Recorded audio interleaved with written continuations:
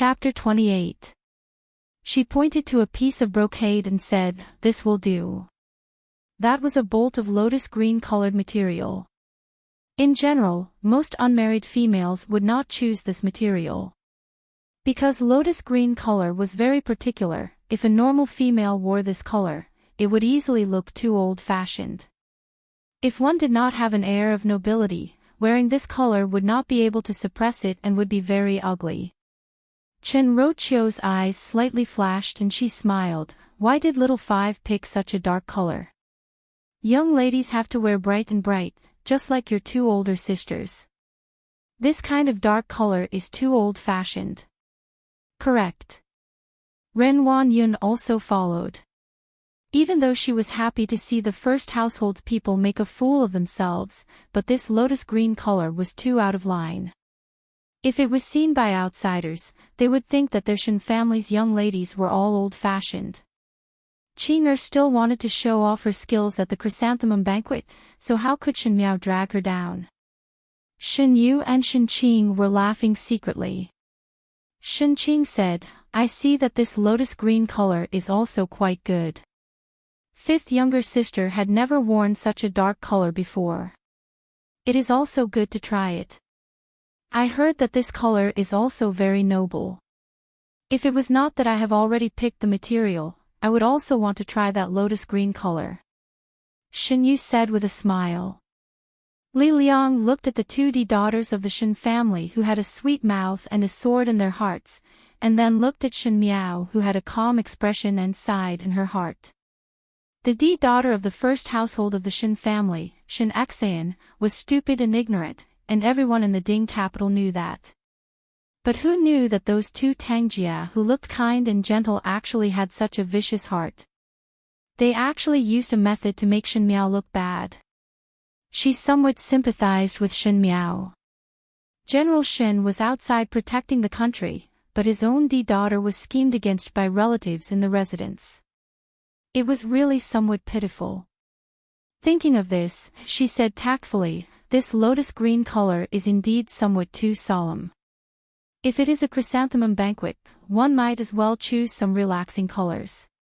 Why not, young lady, choose this jade white one?" Shen Miao glanced at Li Liang. She was a rare honest person. In her previous lifetime, she also reminded herself like this, but at that time Shen Miao wholeheartedly believed in her two Tangjia and auntie and did not listen to her words. Hearing this, she tactfully thanked him. "There's no need, I like this bolt of lotus green material." Her reply made Shen Qing and Shen Yu, who were frowning, to heave a sigh of relief.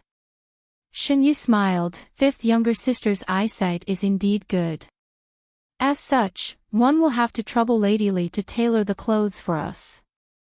Li Nyang sighed in her heart but did not say anything more. He did as he was told and began to measure the young ladies' bodies. From the beginning to the end, old Shen Furen was reclining on the couch with her eyes closed, as if she did not hear anything at all. As long as it was related to money, she was always happy to pretend that she didn't know anything. Today the clothes and fabrics were all taken out from the public purse and the money from the public purse was handed over to Ren Wanyun to manage. After they finished measuring the clothes, Li Nyang left. Ren Wanyun then smiled. "These children are all grown-up young ladies, and when our Shen residence's young ladies go out, they cannot be looked down upon by others.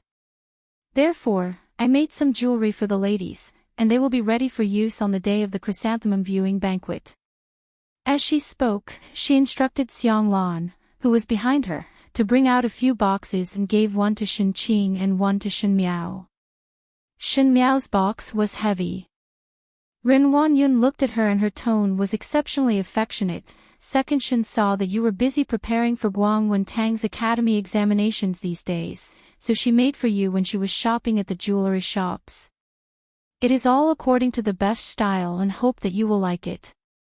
On the high seat, old Shen Furen's brows wrinkled and seemed to want to open her eyes, but after pausing, she continued to pretend to sleep. "Many thanks to second Shen Shen." Shen Miao also returned the courtesy. Shen Qing and Shen Yu were able to choose their own style and send it back, but they did not bring her along when they were shopping at the shops, and even said that they did not want to disturb her. At the end, they gave her a gift and now it was too late to change. Then let us go back and take a look first. Shen Yu pulled Chen Roqiu and winked at Shen Miao. Fifth younger sister's jewelry must be the heaviest one. Shen Miao smiled gently and did not speak. Upon returning to the western courtyard, Shen Miao threw the box to one side and did not look at it in detail. When Jingzhi saw it, she asked curiously, "Young lady is not going to open it to take a look. What is there to look at? What is the difference anyway?"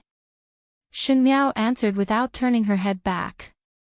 Jingzhi wanted to speak but stopped.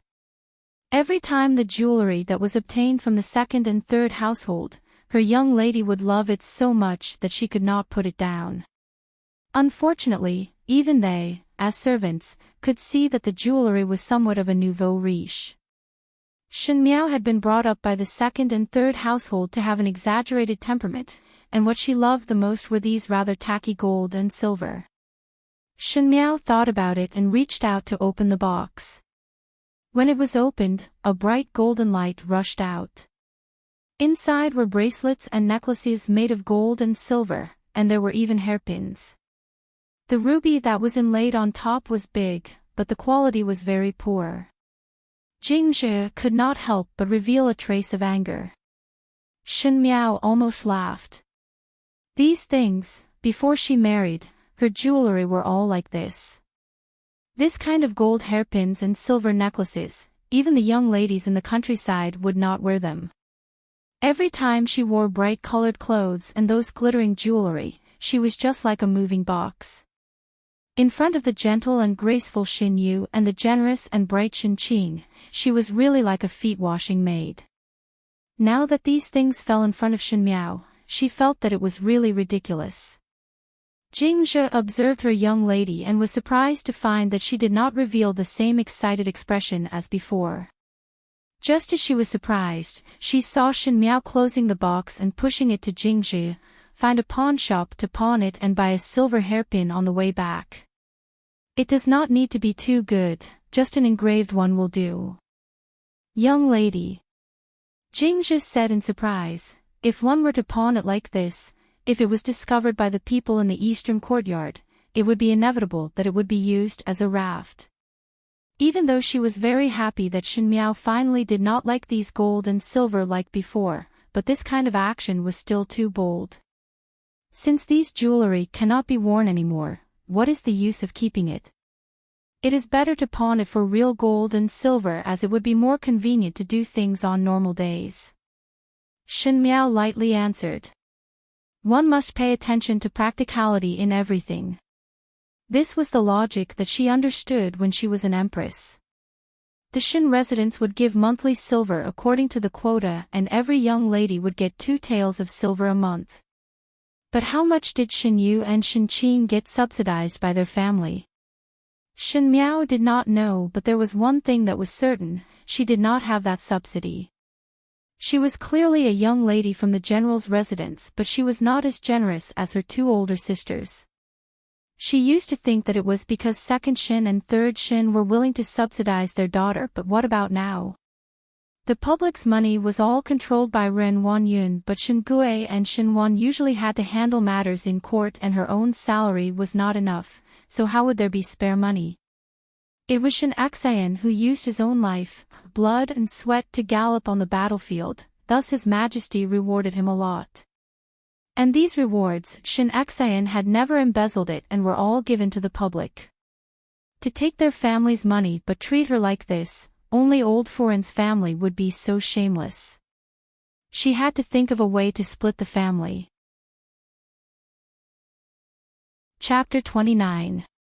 The 68th year of Ming Qi's chrysanthemum banquet finally came. Guangwentang was different from the past as the academy examinations became a battle of talents. As long as one had talent, they could casually go up on stage to challenge their classmates.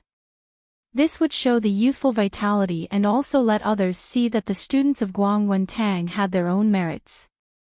Thus the male and female students had to be on the same stage, which meant that it was not like the past where it was divided into male and female groups. If one liked, the females could challenge the males in strategy and archery while the males could challenge the females in the four arts. However, it was rare to see such a scene. Early in the morning, the Shin residence was bustling with activity. In the western courtyard, Shuangjiang carefully placed a silver hairpin on Shin Miao's hair and smiled, "Young lady, it is done." Shuangjiang was the best at combing hair, and previously Shin Yu wanted to ask her to comb her hair, but Shuangjiang was personally ordered by Shin Furen to be Shin Miao's maid. Since Shuangjiang was unwilling, Shin Yu could not do anything. "Young lady's outfit is really good looking." Bai Lu smiled when she saw it but was somewhat hesitant. "It is just that the head looks too plain." Shin Miao's hair was black and thick and was combed into an exquisite cloud bun by Shuangjiang, looking elegant and unique. Even after reaching the marriageable age, Shin Miao still combed her hair into a double ring bun like a maid. With a change of style, it looked like she had grown up a lot. That round and cute face seemed to be delicate and graceful, and finally had some taste of a young lady. There was only a silver hairpin stuck on her head, making her look rather pitiful. Guyu could not help but show anger on her face. This Shin residence had a big business, but Shin Miao did not have a single piece of jewelry that she could take out today. The entire Shin residence was raised by Shin Xan, but they did such cruel and unscrupulous things. But Shin Miao was unable to say anything. Why? It was because they had made jewelry for Shin Miao and it was only gaudy gold jewelry. If one were to wear it out, one would definitely be laughed at. Shin Miao only took a look at Guyu and guessed what Guyu was thinking and could not help but shake her head and laugh. In fact, since young, the second and third household of the Shin family had racked their brains to cultivate her lousy hobbies and did all they could to make her believe that those dazzling gold jewelry were the best. In this way, they could say to the outside world that it was not the second and third branches who deliberately embarrassed the first branch's daughter. It was because they loved this kind of glittering gold ornament. Looking at Shin Miao, who was tirelessly wearing those exaggerated jewelry, everyone had this kind of understanding that the daughter of the first household of the Shin residence was greedy and loved money, and was unbearably vulgar. Although gold was good, it was not meant to be worn. Guyu was afraid that Shin Miao would be sad and quickly changed the topic, but that Li Nyang really has good craftsmanship. "Young lady's outfit is really beautiful." One did not know if it was because she pitied Shin Miao in her heart, but the embroidery of the clothes that Li Nyang sent over was surprisingly exquisite. As if taking into consideration that her appearance was on the small side and that the lotus green color would inevitably be old and heavy, the hem of the skirt was embroidered with large begonia flowers. The flowers were vivid and lifelike, blooming and gorgeous, truly extremely beautiful. Shin Miao also wore it well and did not look uncomfortable at all.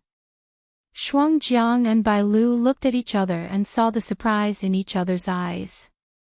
Now that Shin Miao could even suppress such a heavy color, one did not know what was going on. "Let's go." Shin Miao stood up, "One cannot wait too long." Just as they walked out of the courtyard, they saw that the begonia flowers in the garden were growing more and more. She stopped her footsteps and pinched a small one and rolled it into her hair bun, like the icing on the cake. "Young lady is really good looking," Guyu praised. Gue Momo just came out from the small kitchen and prepared some snacks for Shin Miao on the horse carriage. When she carried the basket out and saw Shin Miao, she could not help but be surprised. She had served Shin Miao for so many years and Shin Miao was brought up by her milk. It could be said that she had watched Shin Miao grow up, but today she felt that Shin Miao was very unfamiliar. Her temperament was calm and steady, and coupled with that noble lotus green color, it was not an exaggeration to say that she was a princess. She almost did not hold the basket in her hands tightly and just stood there foolishly. Until Bai Lu said with a smile, "What is Gue Momo looking at?" Gue Momo was surprised for a moment and was about to say a few beautiful words out of habit when she suddenly remembered that today was the chrysanthemum banquet. With Shen Miao being so outstanding, would it not suppress Shen Yu and Shen Qing?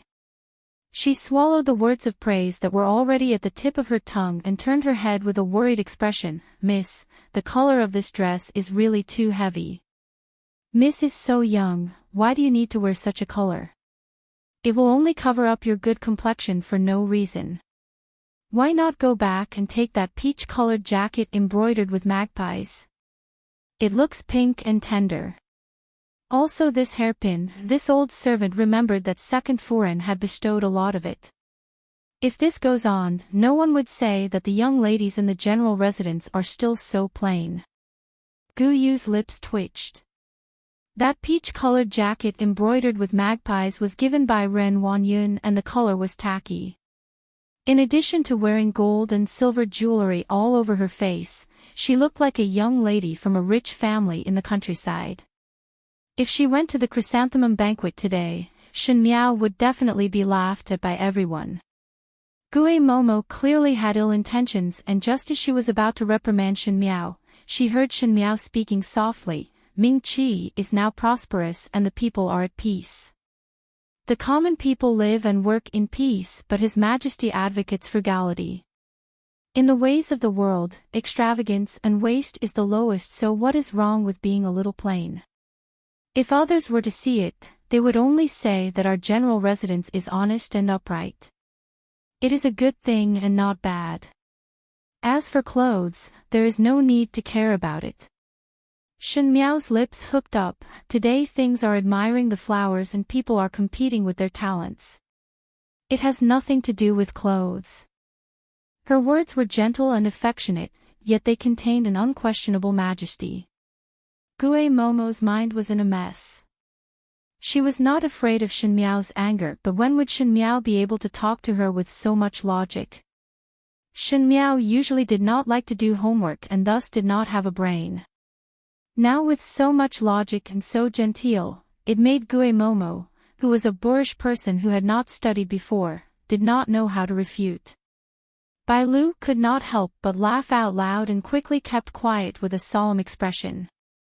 It was just that the carefree look in her eyes could not be concealed. Gue Momo could not refute and was even seen as a joke by the few maids. Her heart was annoyed, but she could not understand why in this trip back to the residence, every time she conversed with Shen Miao, she would always be at a disadvantage. Saying that she was sharp-tongued, Shen Miao's tone was very gentle. Saying that she was gentle, every word and sentence made one speechless. Gue Momo was somewhat embarrassed as she handed the basket in her hands to Gu Yu. This is a snack for young lady on the journey. There is still some distance before the chrysanthemum banquet, so one must not starve young lady. She said to Shen Miao, this old servant will return to the courtyard to do some work. Go. Shen Miao replied lightly. After Gue Momo left, Gu Yu and Bai Lu were extremely happy. The more powerful Shen Miao was, the more she looked like a master. This way those in the Shen residence who did not know how to read would not dare to bully her. Just as they walked to the door, they saw two carriages parked at the door. The first carriage was ready to set off, but the second one was empty. Shen Qing's maid, Chun Tao, was standing in front of the first carriage. Chapter 30. When Chun Tao saw Shen Miao, she quickly went closer to the carriage and said something to the people inside. Following that, she saw the curtain of the carriage being pulled open. Inside was Shen Yu, Shen Qing, Ren Wanyun and Chen Roqiu. When the four of them saw Shen Miao's appearance, they could not help but be startled. Chen Roqiu's eyes flashed, but Ren Wanyun frowned. Little five, why are you dressed so plainly? That's right. Shen Qing could not wait to speak. It looks really ugly and it is better to wear something bright. There is a bright yellow new dress in my room. Chun Tao, bring fifth younger sister to change out of that dress and jewelry. Why is she not wearing anything? If one did not know, one would think that the general residence treated you unfairly. She secretly suppressed the jealousy in her heart. In fact, Qing was considered a delicate and pretty beauty, and in addition to her straightforward and generous life outside, she looked like a well-behaved, noble young lady. But there was one thing that she cared about the most, which was that her complexion was not very fair and was more of a wheat color. Which female did not wish for their skin to be as fair as snow? She did not dare to say anything about Yu's fair skin, but Miao's skin was fair, and today she was wearing a lotus green dress which made her skin look even more like snow. As a result of this, among the 3 daughters of the Shen residents, her complexion was the dullest, and naturally she was unhappy.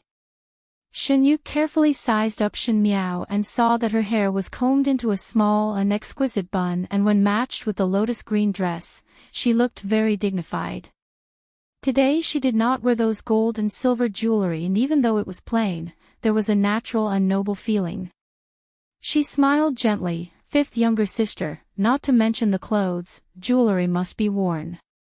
After all, it is the face of our residence, and if Zumu sees you dressed like this, she will not be happy. Moreover, why did you comb your hair like this? You are still young, and the previous double-ringed bun was already very good. Guyu was so angry that her face was somewhat pale, but as a servant, she could not contradict her mistress. She could only gnash her teeth in hatred. This 2nd and 3rd household of the Shen residents all had ulterior motives and did not hesitate to harm their own niece.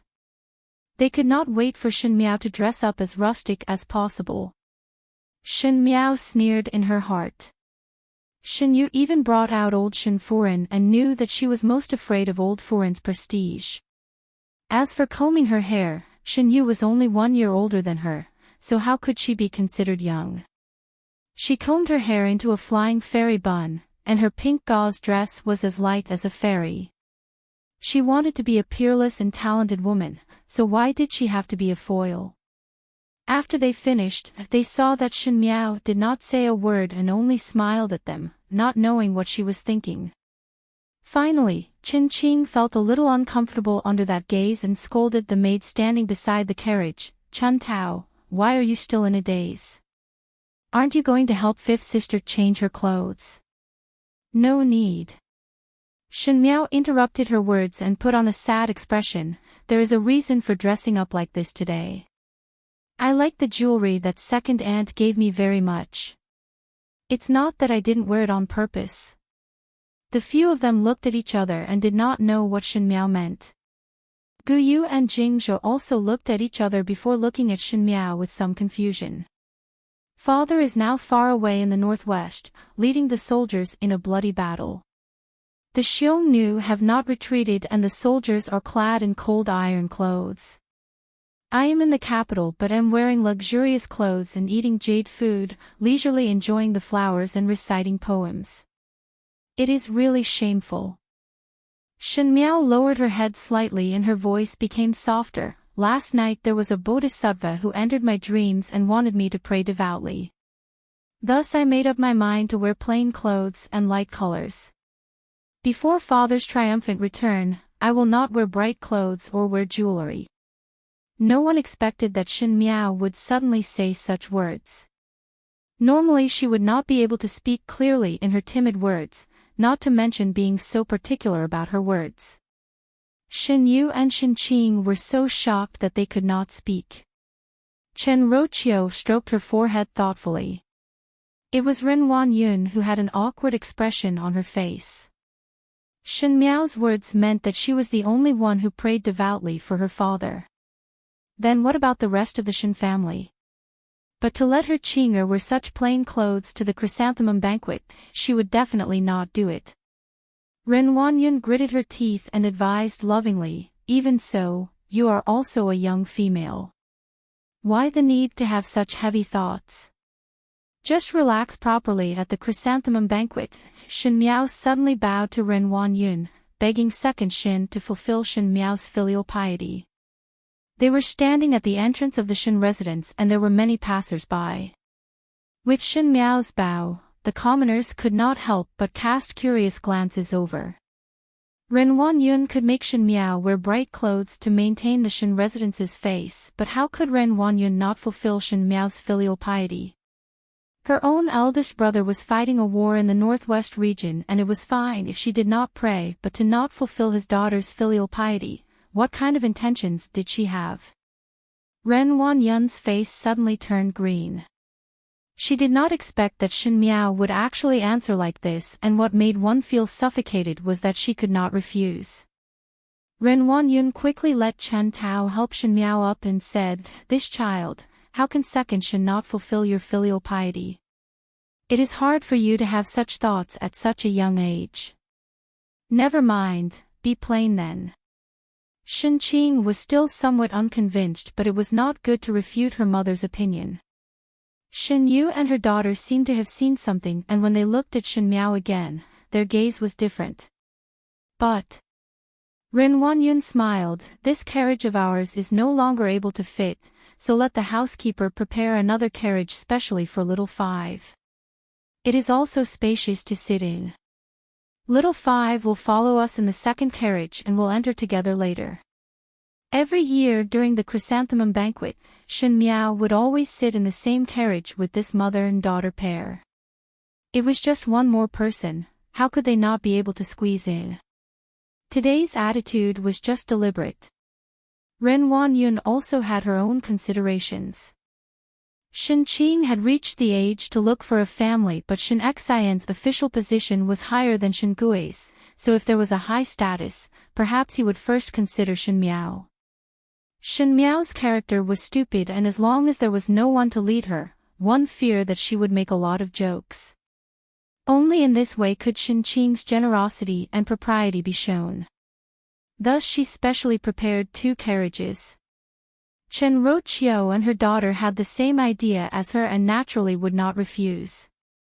"All right, follow second Shen's instructions." Shen Miao smiled gently. Ren Wanyun was somewhat surprised, as she did not think that Shen Miao would agree so easily. Shen Miao had always been timid and previously always stuck to Shen Yu and Shen Qing. One thought that it would be difficult for her to be alone in a carriage, but one did not expect that Shen Miao did not even raise any objections. In this way, it seemed that her prepared words were unnecessary. "If there is nothing else, Shen Miao will go up the carriage first." She bowed to the 4 of them and went up her own carriage. That carriage was considered spacious, but it was not as exquisite as Ren Wanyun's. Guyu said angrily, "It is fine to let young ladies sit alone in the carriage, but to actually let others sit at the back. What kind of intentions is this?" Jing Zhe looked at Shen Miao with some worry and sighed in her heart. Shen Miao's gaze was heavy as she looked at the candied plums on the small table, and her hands gradually clenched. She wanted to sweep the first household's face and deliberately widen the distance with the first household so that she would become a joke and incur Shen Xian's infamy. She would like to see who would be the one causing trouble for who. Chapter 31. The chrysanthemum banquet was set in Yanbei Tang, which was not far from Prince Gong's residence. This was a hall that was personally set up by the founding emperor and empress of Mingqi. This residence was originally an exquisitely trimmed garden of the previous dynasty, covering an area of a few thousand mu. The building was grand and exquisite.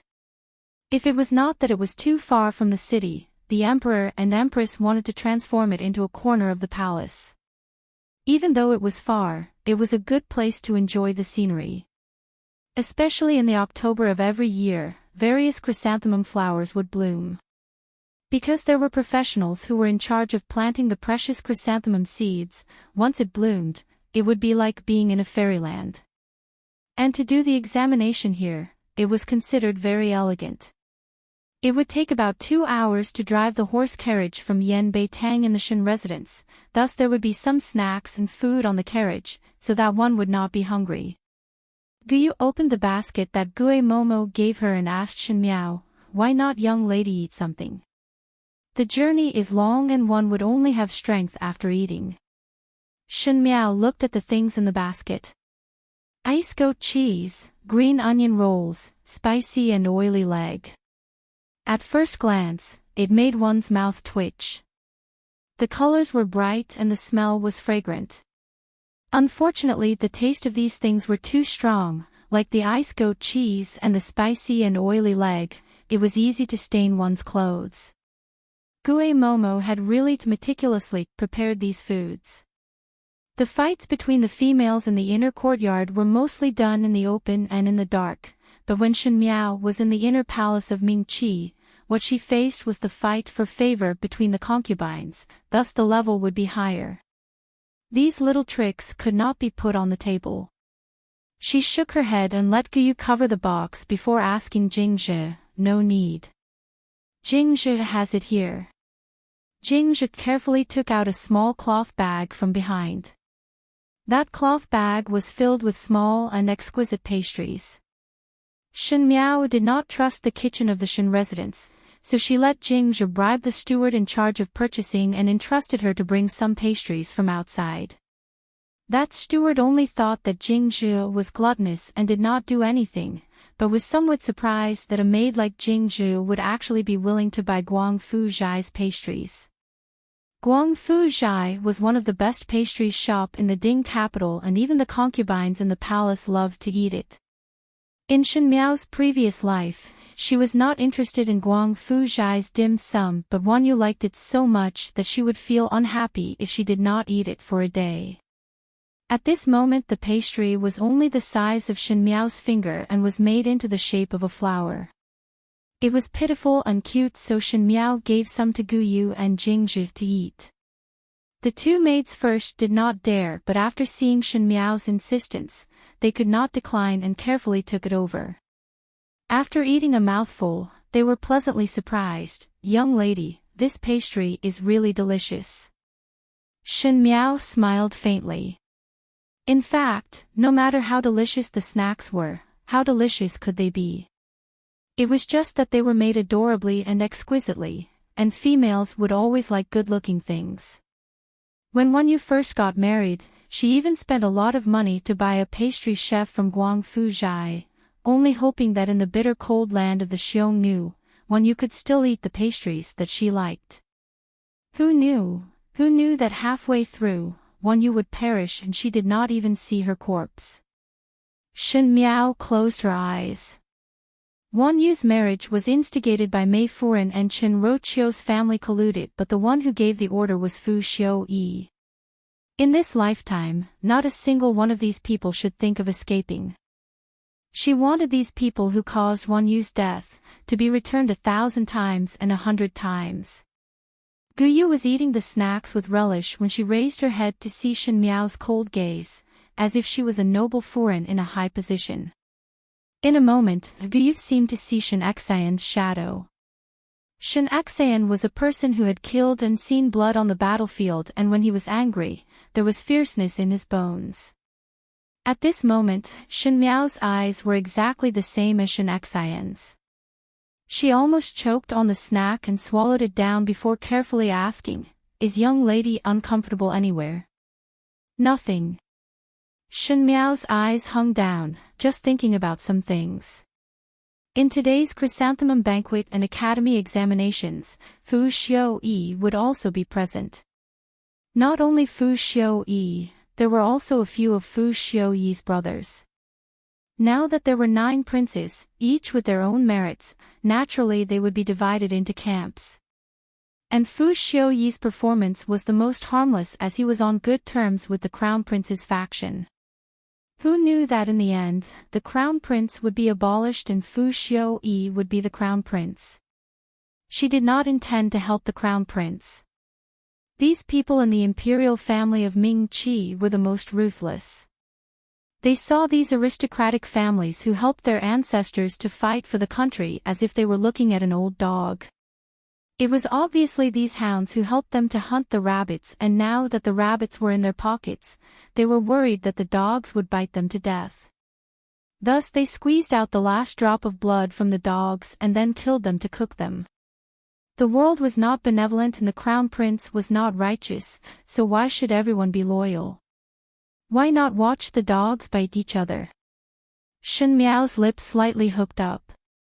At this moment in Yanbei Tang, there were already many noble families.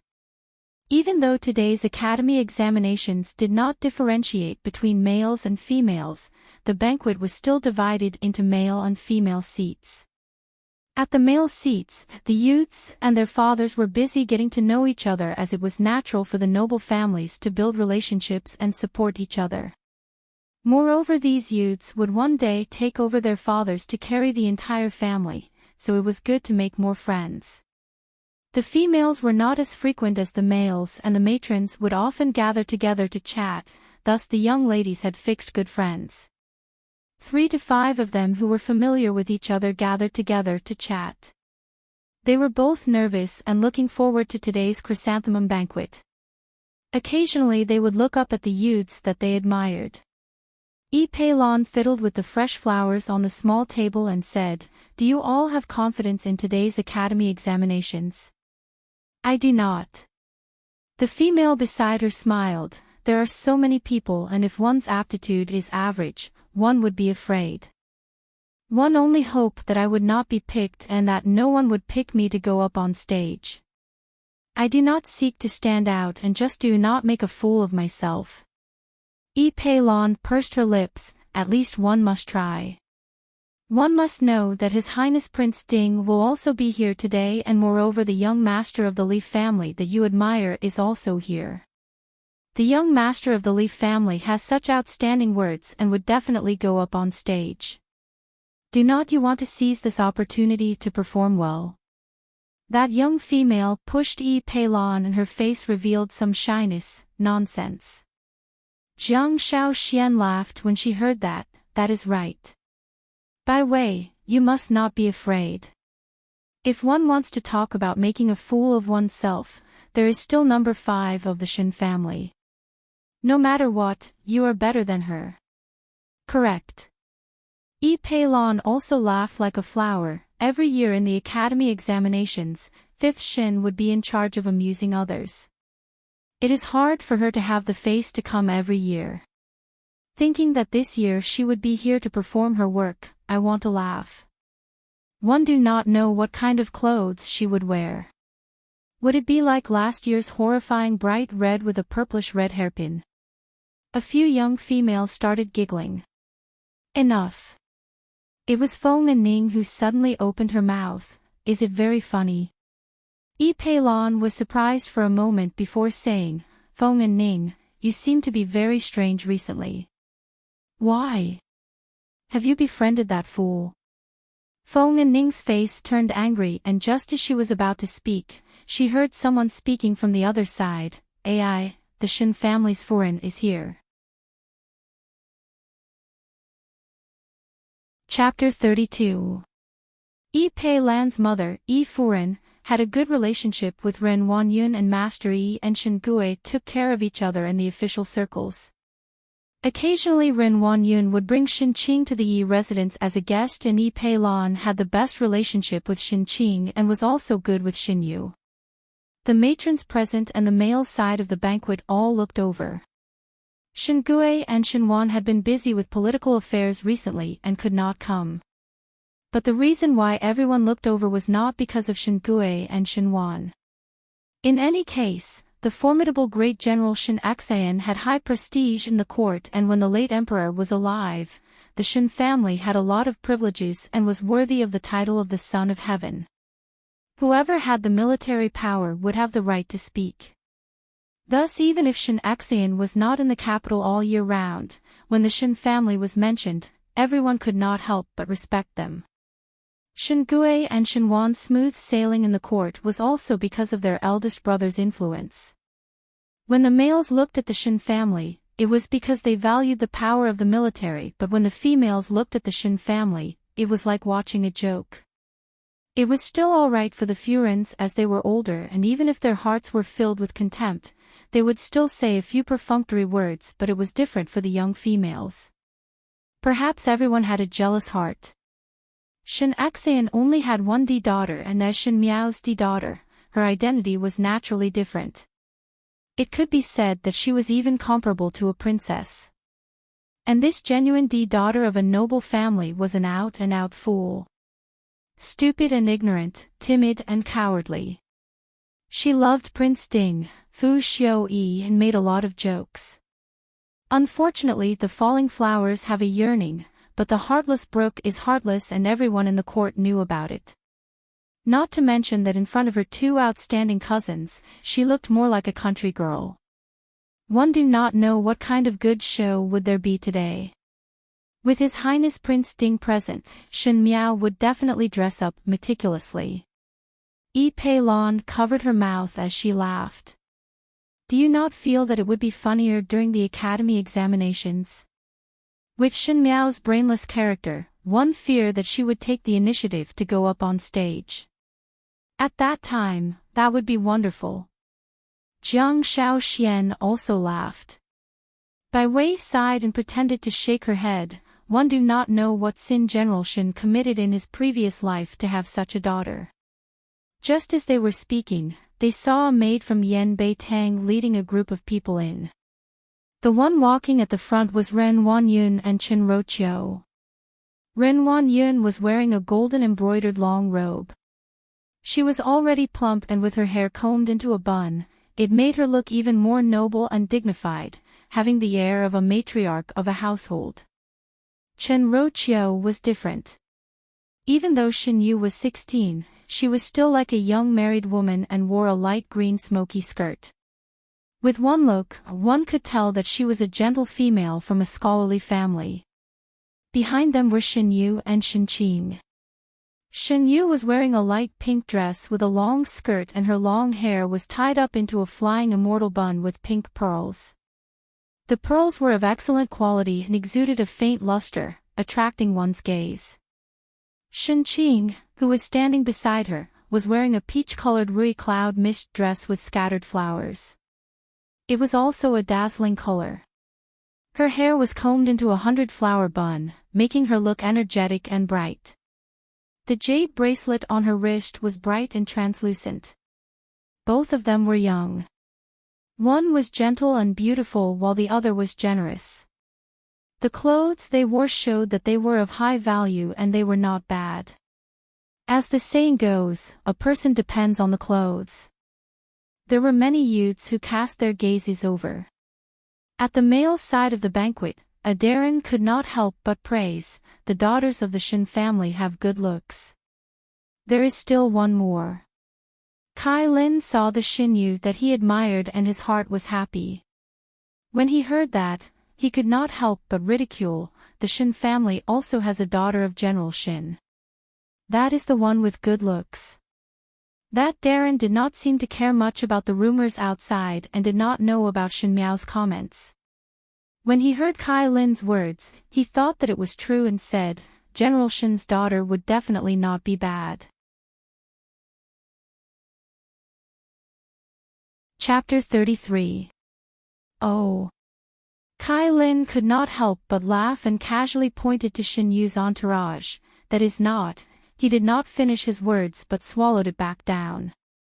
He then saw that behind Shen Qing and Shen Yu, there was another person walking. She did not walk together with Shen Qing and Shen Yu and was alone at the back. She should have looked somewhat disappointed and timid but one did not know why, she did not seem humble at all. Dark gold cloud embroidered robe and crescent moon phoenix tail skirt. The skirt was embroidered with large begonia flowers that seemed to be in full bloom under her feet. As the young female walked, flowers bloomed with each step and swayed gracefully. The young lady was probably feeling cold, so she wore a lotus green cloak made of cloud silk, which instantly suppressed the flowery patterns on her cloak, giving her a dignified air. As she walked closer, everyone then saw her face clearly. It was a young girl around 14 or 15 years old. Her hair was combed into a simple cloud bun, and there was only a plain silver hairpin inserted diagonally. At the end of the silver hairpin was a small begonia, which instantly lit up the dark sky with a touch of brightness. The combination was quite moving. Her complexion was originally fair and when she wore the lotus green dress, it made her skin look even more creamy and her eyes were clear and bright like some kind of cub. There was a slight smile on her lips but it did not seem to be a smile. Her nose was small and fleshy and her mouth was rosy. She looked somewhat cute, but when everyone saw her, they would not think that she was a young female. Some people were born beautiful but did not have any temperament, while some people were not beautiful but their temperament was moving. This young female's appearance was considered delicate and cute, and it would be too much to say that she was a stunning beauty, but that temperament made one unable to help but indulge in it. That kind of majesty and dignified demeanor showed a kind of noble elegance that made one not dare to have any rash thoughts. And the way she walked, her chin was slightly lifted and her skirt did not move at all. The movement of her hands was just right, not stiff nor casual, as if she had done this action 1,000 times and there was not a trace of loophole. This kind of noble temperament and majesty that came from the heart shrouded her body, making her not look like a 14 or 15-year-old young female but a woman who had been tempered in a high position. Shin Yu, Shin Qing, Ren Wan Yun and Chen Ro Chiu unknowingly became the background of this young female, like 4 maids that she brought along. And the one walking at the back was clearly their master. "Who is that?" Yi Pei Lan muttered. Even as a woman, she couldn't help but be absent-minded when she saw this young woman. How could she possess such a bearing at such a young age? "Is this a guest of the Shin family?" Bai Wei asked. "I have never seen him before." The male side of the banquet was also silent. The way men look at people was different from the way women look at people. The people present were all officials, so they could naturally see the difference between this girl and the others. It was not her appearance, but her temperament. It was the kind of calmness that came after going through great storms. Facing everything in front of her, her attitude was noble, but it would make people feel her disdain from the inside out. It was like a leopard running into a flock of sheep, the feeling of being out of place. "Is this General Shin's daughter?" The Darren who spoke to Kai Lin before had some excitement in his eyes, really good looks. "How magnanimous! The pupil surpasses the master." "Shin Miao." Kai Lin was surprised for a moment, and when he fixed his eyes on her, he cried out involuntarily, "It is Shin Miao." A stone stirred up 1,000 ripples. Everyone was quiet for a moment and then instantly there was an uproar. Chapter 34. Shin Miao. Feng and Ning could not help but be startled. She and Shin Miao usually sat at the same table in Guangwen Tang so naturally she could see more clearly than others. That was indeed Shin Miao. These days, Shin Miao's temperament was much quieter. Even though she was quiet in the past, but she no longer followed behind Shin Yu and Shin Qing and said those stupid and ignorant words, her quiet appearance was not bad. Feng and Ning thought that Shin Miao had only become smarter and did not think that when she dressed up properly, her appearance would be so shocking. Due to the recuperation after falling into the water, she had lost some weight and usually one did not notice it. Looking at it now, her chin was slightly sharper and compared to the previous 11 or 12-year-old, she looked more like a 14-year-old young lady. It was as if she was a young beast that had been curled up in its nest and finally revealed its claws for the first time after sleeping for a long time. Pei Xiu Kai was also at the male side of the banquet. Even though he was only the calligraphy teacher of Guangwen Tang, people respected talented people and he had quite a status among the officials. He was still young and with such talent, if he were to enter the court as an official, he would be able to take up an official position. The officials were all smart and knew how to pave the way for the future, so Pei Lang would not necessarily not have a day of prosperity. Shin Miao's eyes swept across the male side of the banquet and stopped on Pei Lang for a moment. She knew that in today's academy examinations, even though Pei Lang was the calligraphy teacher, but during the battle of talents, there was a student who was arrogant because of his talent and challenged the teacher. Pei Lang's circulation of law was brilliant and it was well-founded, so that day it entered Fu Xiuyi's eyes. Afterwards, in order to recruit this talent, Fu Xiuyi did a lot of courteous actions and finally obtained Pei Lang, this great general. In this lifetime, this matter must not be allowed to happen. Pei Lang sensitively felt that the young female's gaze seemed to be on him from afar, with a sense of scrutiny, as if it was a wild beast weighing the value of its prey, which made his heart feel strange. He followed the gaze and looked back, but Shen Miao had already turned her head away. The Darren around were all exclaiming in admiration, General Shen's daughter is still young and has such bearing. In the future, she must not be underestimated. Her appearance is also not bad. A blue-clad youth said, why did one not discover that this Shen Miao looks like a beauty? The youths looked at the young female and once again looked at her appearance. Unfortunately, he's an idiot. Kai Lin recovered to his senses after a short moment of surprise. He was dissatisfied that everyone was looking at Shen Miao but neglected Shen Yu and snorted. You are the idiot. An abrupt voice exploded in his ears. Kai Lin was startled. He saw a dumpling dressed in soft red satin glaring at him angrily. He was short, but his aura was imposing. My apologies. The green-robed young man who had rushed over upon hearing the news smiled at Kai Lin in a good-natured manner. My younger brother was rude and offended you. Kai Lin wanted to scold, but upon seeing that the other party was the heir of the Count of Ping Nan, Su Ming Feng, and that lump was second young master Su Ming Lang, he swallowed the words that were at the tip of his tongue. Su Ming Feng was Xie Jingxing's close friend, who dared to provoke him. Eldest brother. Su Ming Lang pulled the corner of Su Ming Feng's clothes. That older sister is very beautiful. You should marry her back to be a sister-in-law. Su Ming Feng's mouth stiffened. Luckily, Su Ming Lang's voice was very soft and no one around heard it. He leaned over slightly and asked, second younger brother knows Shen young lady? I don't know. Su Ming Lang innocently played with his fingers. Su Ming Feng did not speak anymore. Shen Miao followed behind Ren Wanyun and entourage and walked to the female side of the banquet. Generally speaking, at the female side of the banquet, the Furens would sit according to their close friends, and it was the same for the young ladies. But Shen Miao would usually be in the Shen residence other than Guang Wentang. Needless to say about Shen Yu and Shen Qing, there was no one in Guang Wentang who was willing to be on good terms with her. She was not angry or afraid and minded her own business as she looked for a seat to sit down.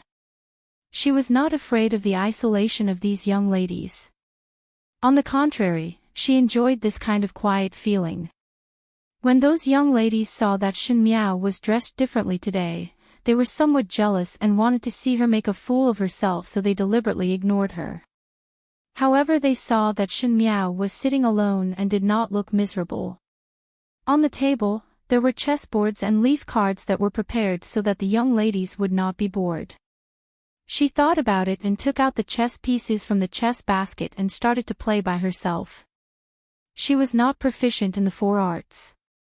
In the past, it was because of the second and third household's deliberate teachings that she disliked them, and after marrying Fu Xiuyi, she did not have time to learn. So in the last lifetime, when she returned from the Qin country and faced Mei Furen, who was good at singing and dancing, it was not that she did not feel inferior. Those concubines in the inner palace compared her with Mei Furen and said that she was a boorish person from a military family who did not know how to appreciate things and was unbearably vulgar. No wonder Fu Xiuyi turned a blind eye to her, the Empress. However, one did not need to know how to play chess. Even though she did not know how to play chess, but for the few years that Fu Xiuyi was in the Qin country, she had studied a lot of military tactics. She did not know how to play chess but knew how to use troops. This was war chess. The noble ladies watched from afar and saw that Shen Miao was calm and composed. That kind of cold and aloof demeanor clearly separated her from everyone else, as if she was above and others were below. Fifth young lady seems to have changed a lot. Yi Furen and Ren Wanyun said with a smile, seems to have become a young lady. She could not say that Shen Miao was actually better than Shen Yu and Shen Qing, so she could only tactfully remind Ren Wanyun. How could Ren Wanyun not know? She was good at observing one's words and expressions. Just now when they were walking over, everyone's eyes were not looking at her, nor were they looking at Shen Yu or Shen Qing. It was obvious that they were looking at Shen Miao, who was at the back. She gritted her teeth in her heart. It seemed that Shen Miao had put in a lot of effort this time. Knowing that Prince Ding would also come to the academy examinations, she thought of ways to attract Prince Ding's attention and compete with her Qing'er. She raised the teacup and looked at the men's side of the table with a smile. That's right. I'm not young anymore. The old lady loves Xiaowu. She said that first uncle is not here. Before I went out, she asked me to look for a suitable person. Chen Roqiu's eyes moved. Look for suitable people. Shen Yu and Shen Qing were older than Shen Miao, but they wanted to look for suitable people for Shen Miao. Naturally, it was not because of old Shen Furen's good intentions. Old Shen Furen hated the entire first household, so how could she let Shen Miao have a good life? Chen Roqiu's eyes landed on Shen Qing, who was talking to Yi Peilon. Ren Wanyun seemed to be anxious to settle Shen Miao's marriage before Shen Xian returned. Why? Was it because Shen Qing also admired Prince Ding? And to help Shen Qing to remove the biggest threat? Just as she was thinking about it, she heard a commotion from the male side of the banquet. Jiang Furen said, Prince Yu of the first rank is here. Shen Miao, who was holding a piece, paused and the white piece immediately fell. She looked up at the male side of the banquet and her eyes were very calm. Prince Yu of the first rank was the crippled widower that old Shen Furen wanted her to marry in the last lifetime. He was sexually promiscuous and was now 42 years old. If she was not infatuated with Fu Xiu-yi at that time, she would have become a skeleton in Prince Yu residence. Chapter 35. One saw a middle-aged man walking over from afar. He did not sit with those officials and youths but sat at a special seat far away. This man was about 40 years old and his face was dark, thin and ferocious. He was wearing a rosin-colored brocade robe and the accessories were extremely luxurious, but unfortunately he only had one leg. This was the current emperor's younger brother, Prince Yu. Prince Yu was the emperor's biological brother from the same mother, and when he was young, he saved the emperor's life from an assassin. Because of this, his left leg was injured and had to be amputated, becoming a cripple. From then on, Prince Yu's temperament changed greatly. He was cruel and vicious and had a perverse character. He even took in a house of concubines and outsiders did not know the inside story, but the imperial family knew it clearly. This Prince Yu had some dirty eccentricities and there were countless women that were played to death by him.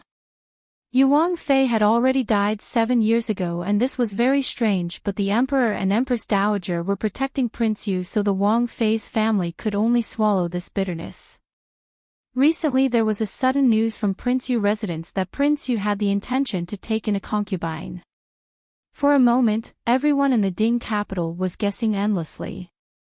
Prince Yu's status was rather high and he was also doted on by the Emperor and Empress Dowager, thus choosing a Wang Fei must be of equal status. Those from noble families who truly loved their daughters would naturally not be willing to let their daughters enter such a wolf's den. There were also those who only used their daughters as a bargaining chip but could not wait to exchange their daughters for glory and splendor, even if they had to sacrifice a life. Looking at the previous Yuang Fei's family, even though they lost a daughter, did they not become more and more prosperous under the emperor's care? Shen Miao's gaze swept past Prince Yu and then landed on Ren Wanyun at the female side of the banquet. Sure enough, Ren Wanyun's face brightened and said to Yi Furen at the side, Your Majesty really treats His Highness Prince Yu very well. They were all people who went through many hardships in the inner courtyard and Yi Furen almost immediately thought of Ren Wanyun's intention. Even though she somewhat despised Ren Wanyun for being too extreme in doing things, but since her master and Shen Gui were on the same line, she naturally had to help Ren Wanyun. She smiled and said, "Not bad. Even though one is older, one would still dote on others." Chen Rochio lowered her head at the side and slowly ate the snacks, but the smile on her lips was somewhat strange. Dote on him. No one would want their daughter to marry a crippled widower. No matter how much he doted on her or how powerful he was, it would be like pushing his daughter into a pit of fire. As she thought of this, she turned her head and looked at Shen Miao. Shen Miao patiently clung to the chess pieces and placed them step by step on the chessboard. It was as if she did not have any thoughts on anyone else. Chen Rochio suddenly had some uncertainty in her heart. Ever since Shen Miao woke up after falling into the water, she seemed to have changed into another person. Could it be that Shen Xian's flesh and blood had finally awakened? Shen Xian's entire family had a violent temperament, and if Shen Miao knew of Ren Wanyun's plans, would she obediently accept it? Just as she was thinking, she saw that Shen Miao seemed to be aware of her gaze and raised her head to look at her. That gaze was full of indifference, and it was the golden autumn of the 10th month that made Chen Rochio's heart turn cold. Shen Miao lowered her head and looked at the chess game. In the previous lifetime, she made a fool of herself at the chrysanthemum banquet, and when she returned to the residence, Ren Wanyun mentioned the marriage of Prince Yu's residence to old lady Shin. Ren Wanyun said, "Little Five's current actions do not have any good points, and even through the Shin family's face. Which noble family would be willing to marry a young lady like Little Five? Now that there is a good marriage in Prince Yu residence, once Little Five goes over, she would be a Wang Fei and have His Majesty and the Empress Dowager to take care of her. That is a blessing. Even though her legs are not good and she is older, but our Little Five does not have any outstanding points, so it is not considered a loss for Little Five." It was said in a dignified manner, but in fact it was incomparably vicious. It was only after she spent a lot of money to bribe Rong Jing Tang's maid that she got to know of these words. Old Shen Furen's heart already hated the first household. Shen Xian was born from the first wife, and at the beginning when Master Shen was alive, he favored Shen Xian, which made the second wife, old Shen Furen, jealous. With great difficulty, Master Shen died, but Shen Xian had military merits and could not be touched. Even if she could not touch Shen Xian, she could still touch Shen Miao, and for a female, there was nothing more painful than letting her marry badly. Old Shen Furen and Ren Wanyun hit it off and immediately sent someone to Prince Yu residence to bring up the matter. Shen Miao was angry and afraid in her heart. At that time she was in love with Fu Xiu-yi and hardened her heart. That night she brought along a parcel and went to Prince Ding's residence to request shelter. She did not care about her own reputation and deliberately let others spread the matter, thinking that since her reputation was ruined, the uncooked rice would be cooked and marrying to Prince Ding as a concubine would be better than marrying to Prince Yu residence. At that time old Shen Furen was so angry that even though Fu Xiu-yi was angry in his heart, he did not treat her badly on the surface. Perhaps he saw the value of the Shen family's military power to him, and even though he was not warm to Shen Miao, he did not refute. Afterwards, when Shen Xian returned to the capital at the end of the year, what welcomed him was the fact that a daughter of the Ding capital had eloped. He was shocked and angry, but Shen Miao did not hesitate to go on a hunger strike to protest. At the end, Shen Xian had no choice but to use his military merits and finally exchange for the title of Ding Wangfei for her. But no one would have thought that that was the beginning of the real nightmare. Shen Miao closed her eyes.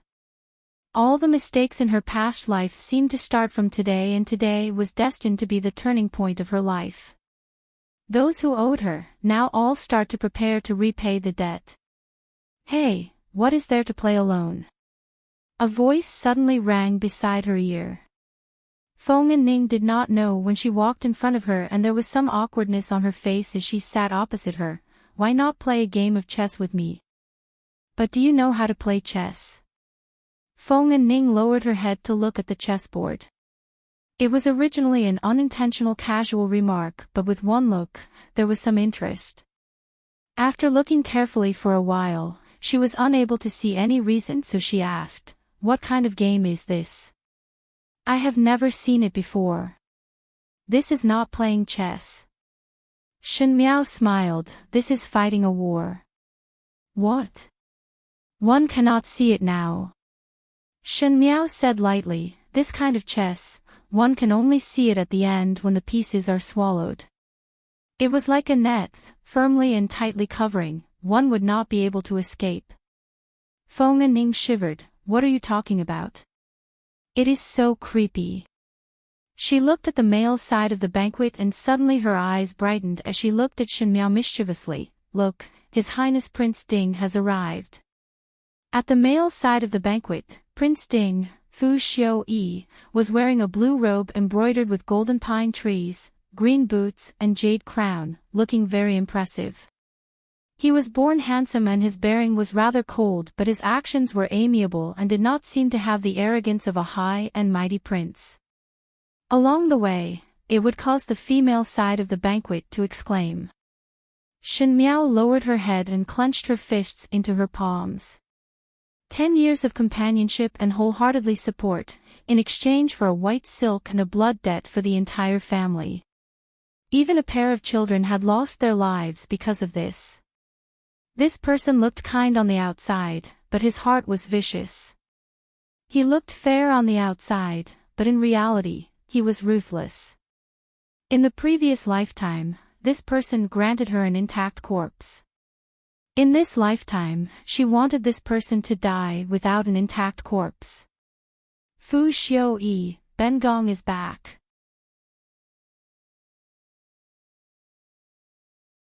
Chapter 36. At the male side of the banquet, other than Prince Ding, there were only 2 princes, Prince Zhou, Fu Xiuan and Prince Jing, Fu Xiuxian. The crown prince's health wasn't good, so he wouldn't participate in such an occasion. Prince Zhou and Prince Jing were born from consort Su Xian and both of them had outstanding talents. Prince Zhou was extroverted and arrogant while Prince Jing was reserved but shrewd. These 2 people were also eyeing the emperor's throne covetously.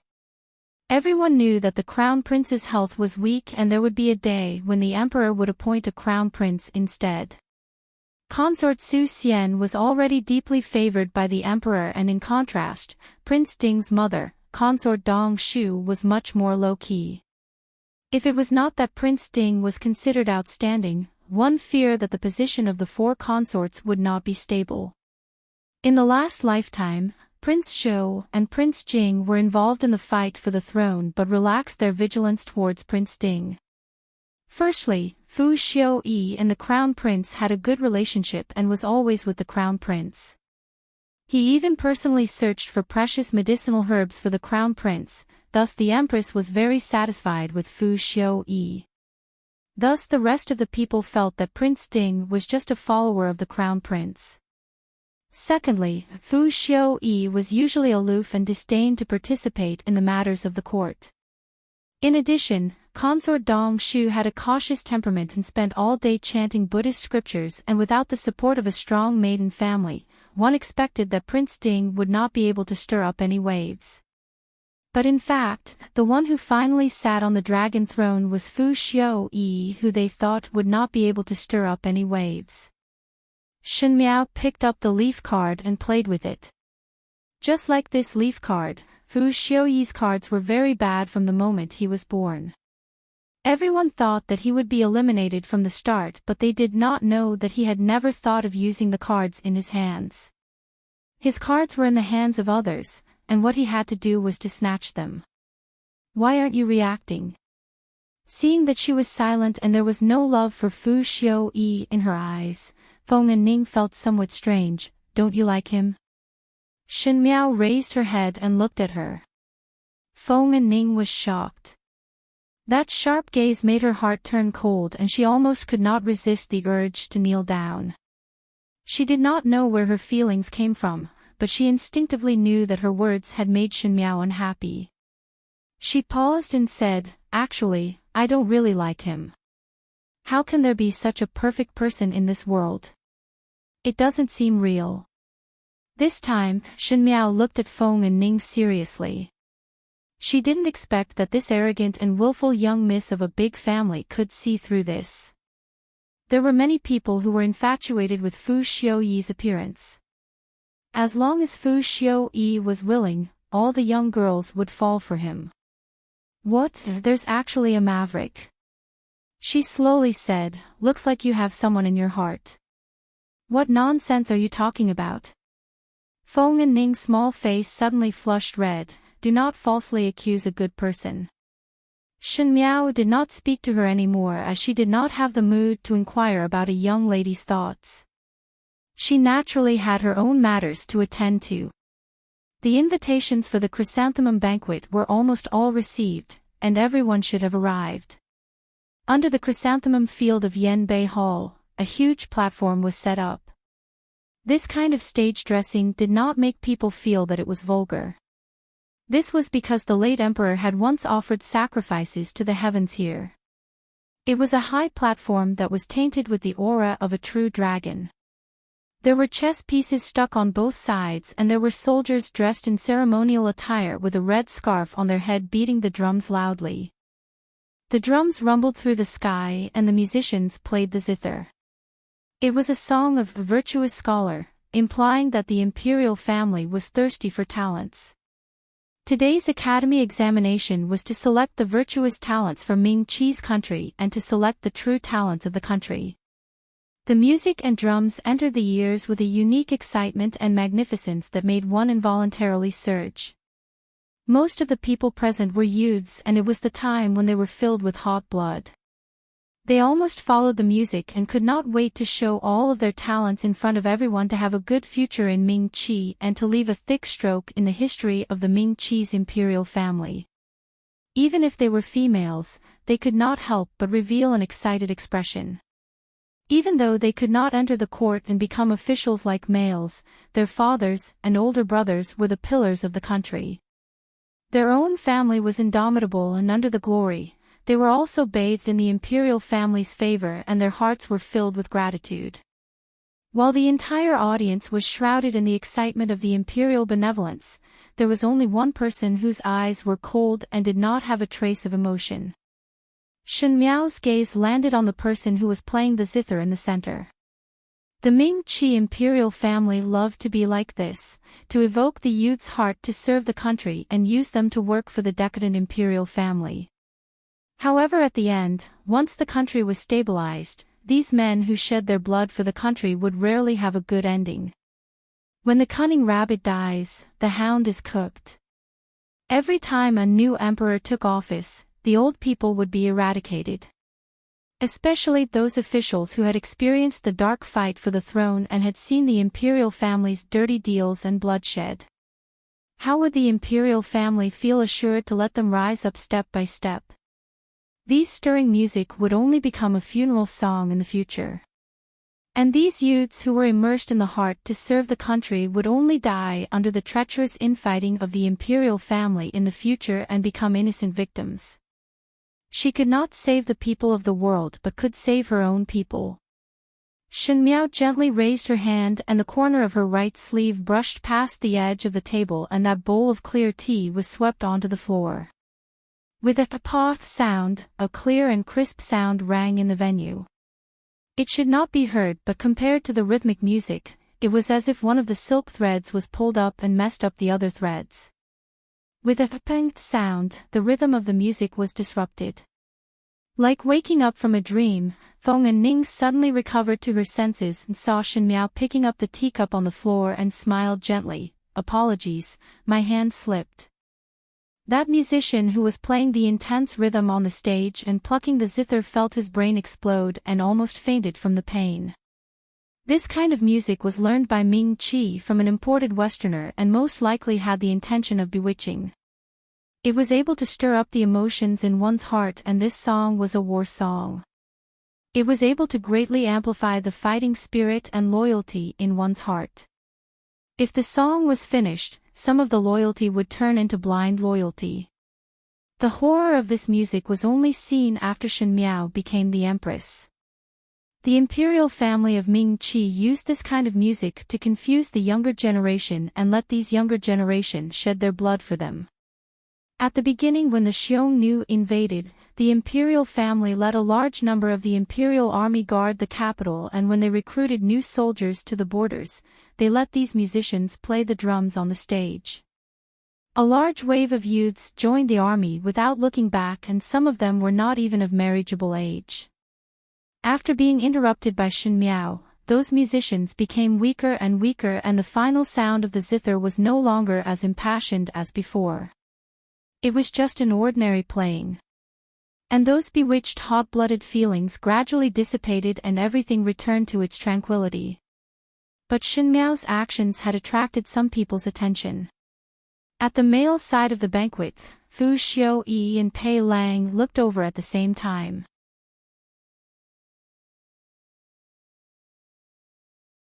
Chapter 37.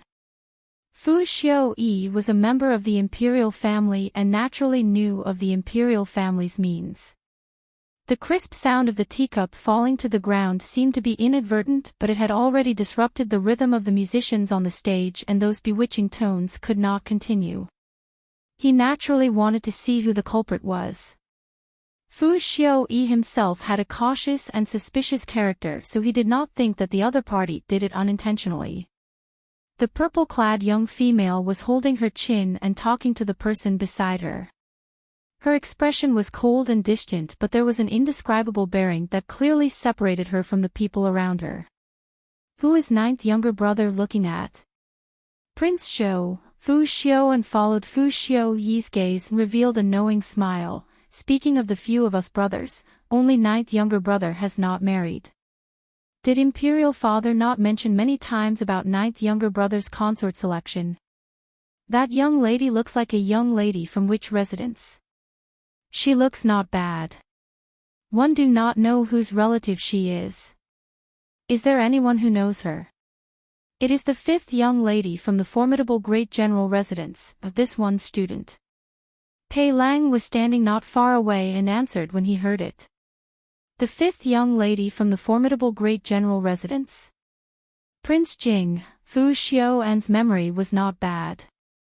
Perhaps it was because Shen Miao's name was too big that even the imperial family were not unfamiliar with her name. He said, "Isn't that Shen Exayan, General Shen's daughter? Seems to be called Shen Miao. How could it be Shen Miao?" Fu Xiaoan smiled without a care. The matter of Shen Miao chasing our ninth younger brother is known by the entire capital. Did not she fall into the water a few days ago because of ninth younger brother? If ninth younger brother really likes Shen Miao, why would it be so troublesome? Moreover, Shen Miao is an idiot. You see that young lady opposite, she has a calm and noble temperament. How could it be Shen Miao? Fourth older brother, be careful with your words. Xiaoyi does not have such intention. Fu Xiaoyi shook his head, but his eyes were looking at the purple-clad young female at the female side of the banquet. It was not that his heart was not shocked. What kind of person was Shen Miao? In his eyes, she was no different from those young females who admired him. Those young females who admired him would at least pretend to be reserved on the surface and knew some etiquette. As for Shen Miao, other than looking at him foolishly, she did not know anything else. Naturally, he would not look at an idiot who was the joke of the entire Ding capital.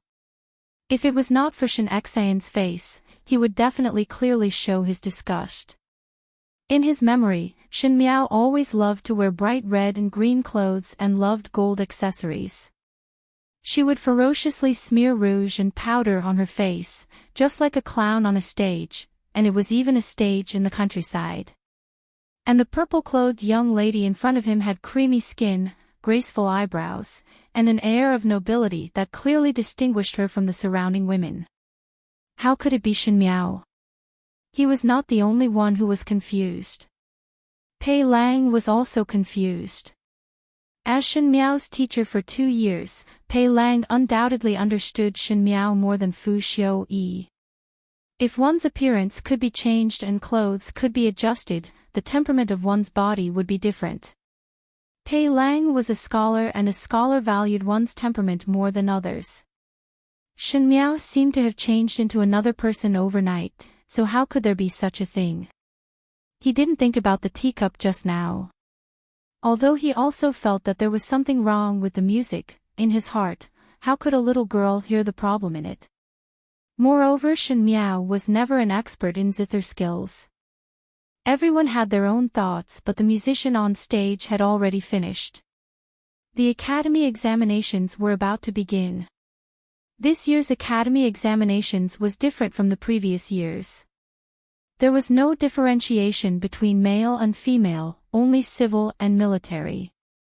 Even though Guangwen Tang required the students to be proficient in both the pen and the sword, but the rules had always been like this for 100 years. There were very few females who chose the sword, and in the literary category, it was basically the males who chose the sword. This was because these three subjects were actually ways for the court to select talents. Just like Adarin once said, in the examination of Jinshi, one would usually be a general or minister and would be extremely well known. In the military category, one would need to test riding, shooting, spear, weight-bearing and so on. But after all, it was not a real military examination, so there was no need for military drills or a specific arena. Most of the females would be tested in the 4 categories of poetry, song and literature, and this was a tacit tradition. Even if Ming Qi was considered to be open, it was much harsher towards females. It was not only Ming Qi, almost all the countries were like this. Females should stay at home to support their husband and teach their children, singing the wind and the moon. Ming Qi's academy examinations had always been divided into 3 parts: drawing, selection and challenge. Everyone had to draw, and the examiner would mess up the order, and the situation of the drawing would determine what each person would draw for the academy examinations. In order to avoid drawing something that was too difficult, the females would draw from the 4 categories of literature while the males would draw from the military and literature categories. Because this was one of the unavoidable categories, Shen Miao would lose face in this category every year because she did not know any of the 4 categories of poetry, song and literature. As for selection, it was the second stage. One could choose a category that one was good at to go up on stage to display, just like how Shen Yu often chose to play the zither and Shen Qing chose to calculate. As for the last part, it was challenge. This challenge was not selection but a challenge. Some people could go up on stage and randomly pick a student to be their opponent and compete in one of the categories. This kind of situation would often happen in a situation where the opponent was evenly matched. For someone like Shen Miao, challenging her would be an insult to one's own strength. But there were also those who wanted to see Shen Miao become a joke and deliberately picked Shen Miao to go up on stage to compare in one category. Naturally, there was no need to guess the outcome. No matter which category, Shen Miao would suffer a crushing defeat. So to Shen Miao, the academy examinations every year was a nightmare, and every year she would be treated as a joke by everyone. There were countless of such days. And it was the same this year. The main examiner on stage pretended to say something as usual, and the other 2 people took out 2 small wooden buckets from the back. The wooden buckets were filled with lots of paper. On these papers were the categories of the academy examinations, which were drawn by the students themselves. Both males and females would have to draw, and one of them walked over to the male side of the banquet and handed it to the male students. Another tall female took the bucket and walked over to the female side of the banquet and let the female students draw according to the order. Feng and Ning blinked her eyes. May the heavens bless me. I only hope to draw the zither and literature categories. I really do not know anything about painting and chess. She looked at Shen Miao. You do not seem to be worried at all. Could it be that you have a card up your sleeve? Or are you just smashing a broken pot? It was not that her words were harsh, but Shen Miao was indeed a fool who did not know anything. Shen Miao declined to comment. Was there any meaning in drawing? She did not know anything about the zither, chess, calligraphy, and painting.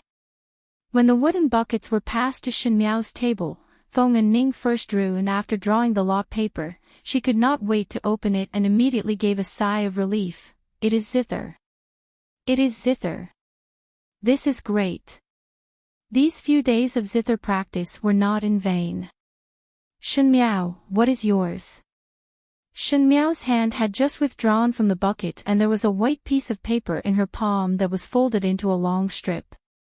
She opened it and there was a word inside. Painting.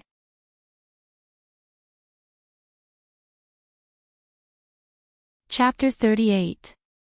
Painting. Feng and Ning stretched out her neck, and when she saw the paper in Shin Miao's hands, she was slightly surprised before saying, "Do you know how?" This was the truth. Shin Miao was not proficient in the four arts of zither, chess, calligraphy, and painting. Not to mention the charm of a painting, one could not even draw it well. Seeing that Shin Miao did not speak, Feng and Ning also quietened down. Most likely people were very strange. Initially she did not see eye to eye with Shin Miao, but now that Shin Miao was cold to her, Feng and Ning was more willing to talk to Shin Miao. She felt that the current Shin Miao had a special temperament that unconsciously attracted others to get close. Both of them were silent when they saw Shin Yu and Shin Qing walking over. Shin Yu smiled. "What is the paper in fifth younger sister's hand?" "Let me take a look. Perhaps eldest sister and I can think of some ideas." Shin Qing nodded her head. "Correct. Second younger sister and I have drawn books and paintings respectively." "What is yours?" Shin Miao did not speak. Shin Yu smiled as she went forward to take the paper in her hands and said unintentionally, "Fifth younger sister need not be afraid. There are still us two sisters around and will take care of you." Feng and Ning snorted from her nose. Even though she did not like Shin Miao in the past, she also did not see eye to eye with Shin Yu and Shin Qing. Her mother was a powerful one and there were many sisters in the family, thus one could see who was harboring evil intentions and who was scheming in a glance. What was the difference between Shin Yu and Shin Qing and those Shu sisters in their residence who wanted to fight for favor?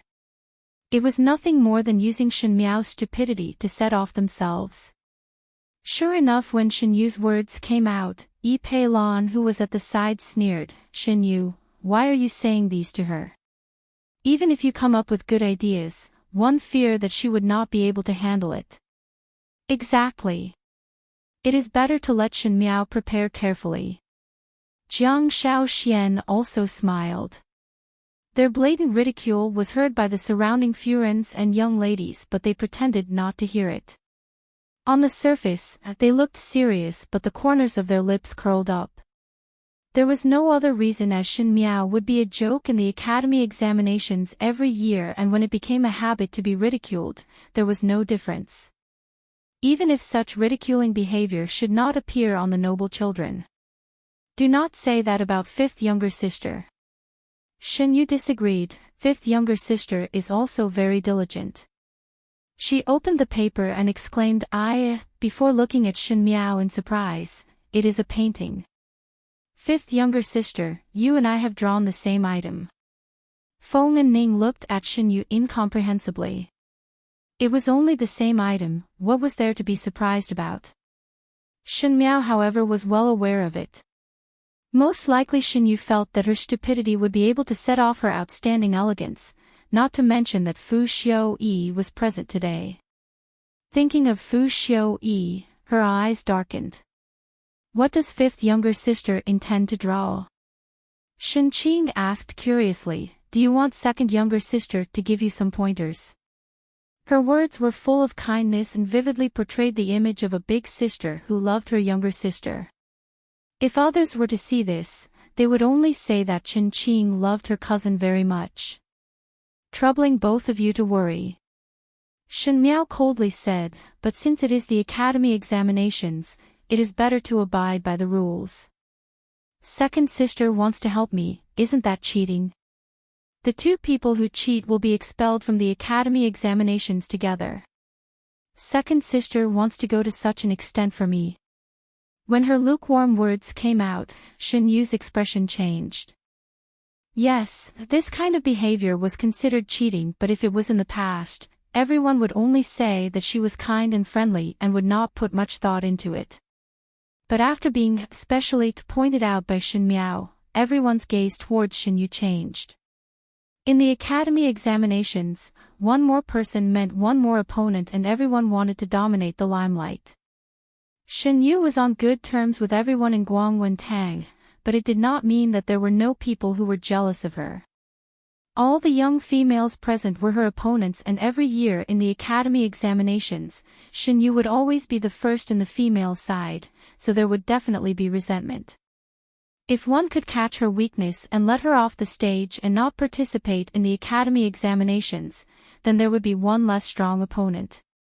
Suddenly, those female students who were originally standing at the side with Shin Yu looked over covetously, including Yi Pei-lan and Entourage, who were on good terms with Shin Yu.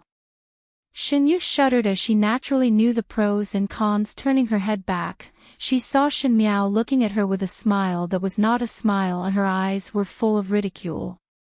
If she were to shrink back like this, it would seem that her good intentions were fake, and if she were to take advantage of the situation, it would be hard to guarantee that these students would not grab hold of her weakness to not participate in the competition. Either way it would be wrong. Shin Yu suppressed the resentment in her heart and looked at Shin Miao before reluctantly smiling. Since fifth younger sister has said so, then I would not dare to have good intentions on my own. Forget it. Feng and Ning could not help but laugh and deliberately said loudly, one thought that one dotes on younger sister a lot. So it is just like this. To be scared by others and forget it, then what kind of sincere help is that? For a moment those young females looked at Shin Yu with a meaningful gaze. Chen Roqiu also heard the movements over here and she was somewhat flustered. Shin Yu was after all still young and did not know how to deal with the situation in front of her.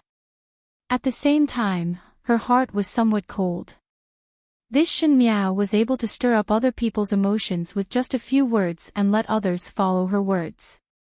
Such a powerful mouth. But she could not intervene as it was a child's matter, and if she as a mother were to intervene, then she would be at a disadvantage.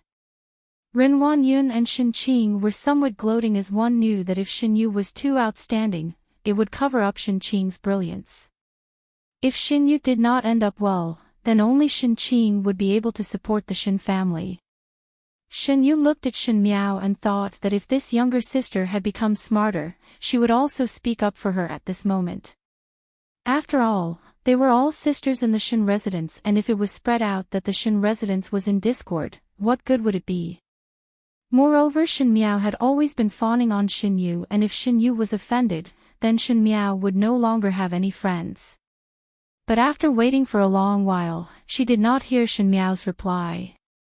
Shin Yu could not help but speak. Fifth younger sister, does second older sister not need to think about what to draw next? Shin Miao's voice was flat. As for my side, there is no need. Seeing that Shin Miao did not have the intention to help her out of the predicament, and looking at the ridiculing gazes of the surrounding young females, for the first time, Shin Yu almost could not control herself and wanted to give Shin Miao a tight slap. She barely suppressed her emotions and gritted her teeth. It seems that fifth younger sister seems to have a well-thought-out plan. Since that is the case, later one will see how fifth younger sister will display her brilliance. It will definitely be extremely wonderful. Shin Yu bit on the words extremely wonderful very heavily. Finishing saying that, she flicked her sleeves and turned to leave in a huff. Shin Qing hurriedly followed after him. Feng and Ning looked at Shin Miao and asked, even though it is extremely refreshing, but why did you not leave a way out for yourself?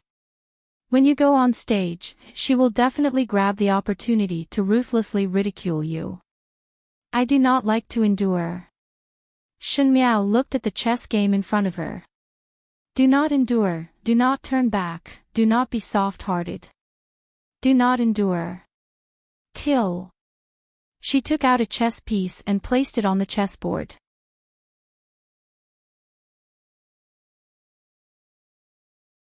Chapter 39. The examiners in charge of the academy examinations were already standing on the stage, and the female teachers who were holding the lots had already recorded their respective items as they were to be tested in groups. First was the female group, the 4 categories of zither, chess, calligraphy, and painting. Among the students of Guangwen-Tang, the first-level students did not need to go through the academy examinations, and only the second and third-level students. The third-level students were in the next group, and this group of second-level students were only 20 over people. The females that came to Guangwen-Tang were the daughters of noble families in the capital, and Shu daughters naturally did not have the qualifications. Among the D daughters, there was no lack of teachers that came to the residence to teach. Moreover, the threshold for entering Guangwen-Tang was not low, and every year they had to pay 1,000 taels of silver. Initially, Shen Xian did not care about these worldly possessions and sent the 3 daughters of the Shen residents to Guangwen-Tang. Ren Wanyun was somewhat dissatisfied with this, but with a wave of Shen Xian's hand, she did not dare to continue to argue. After all, the money that was confiscated was the emperor's reward for Shen Xian's battles. The 22 people were divided into 4 groups. There were more people in the zither category, and there were 7 people. Females always liked these kinds of things that could highlight their charm, and the other 3 categories had 5 people. In the painting group that Shen Miao was in, there was Shen Yu, the left imperial censor's daughter Qin Qing, Fan Luer of the Fengtian residence's magistrate, and Zhao Yan of the left assistant minister's family. Fan Luer and Zhao Yan were somewhat disappointed. Fan Luer was good at the zither category, and Zhao Yan was good at chess. Not everyone was like Shen Yu, who was proficient in every category. Not being able to draw the category that they were good at, Fan Luer and Zhao Yan were not very happy in front of the males. It was Qin Qing who was as arrogant as usual. Qin Qing's beauty was the only one in Guangwen-Tang who could compete with Shen Yu, but it was not because of talent.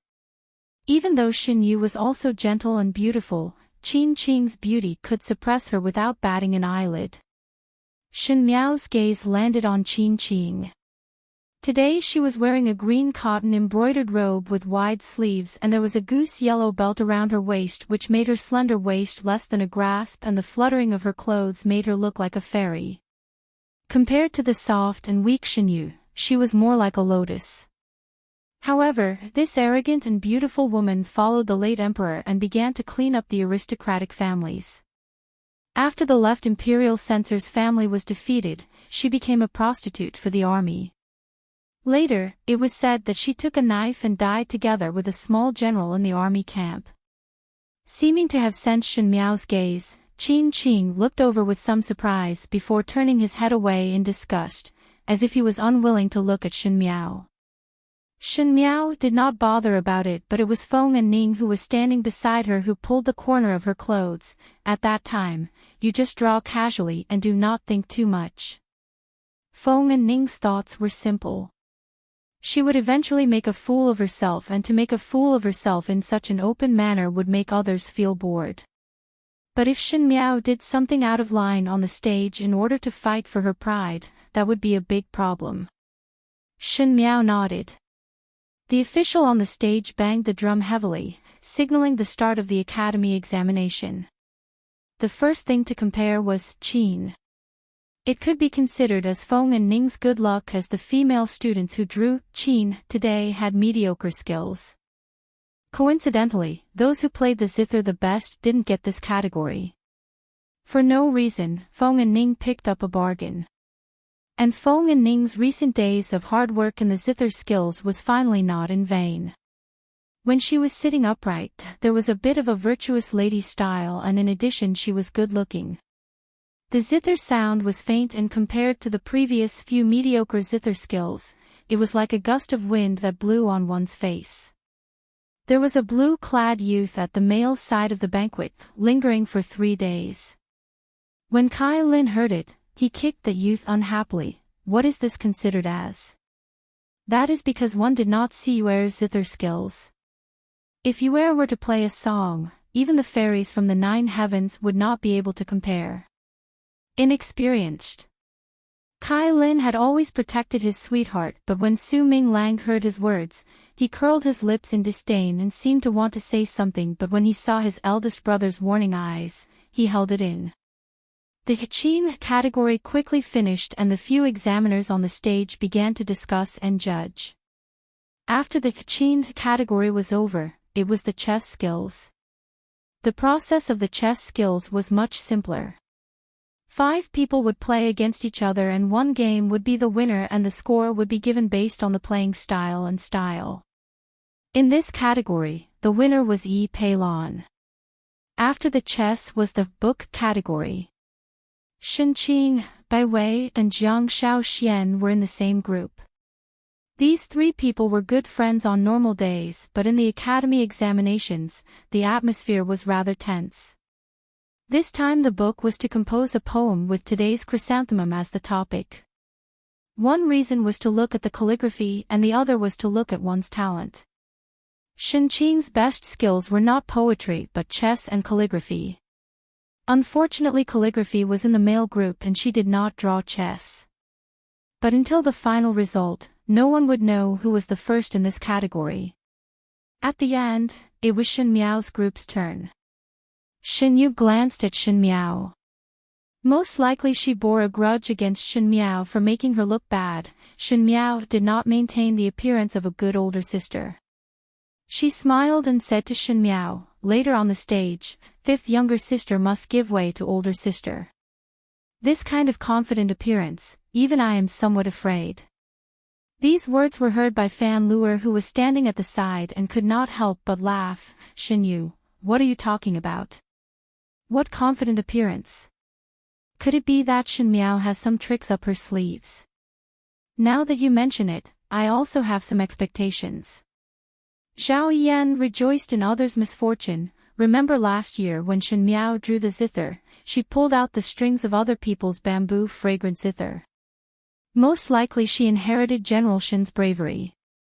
This year when drawing, one must not break the brush.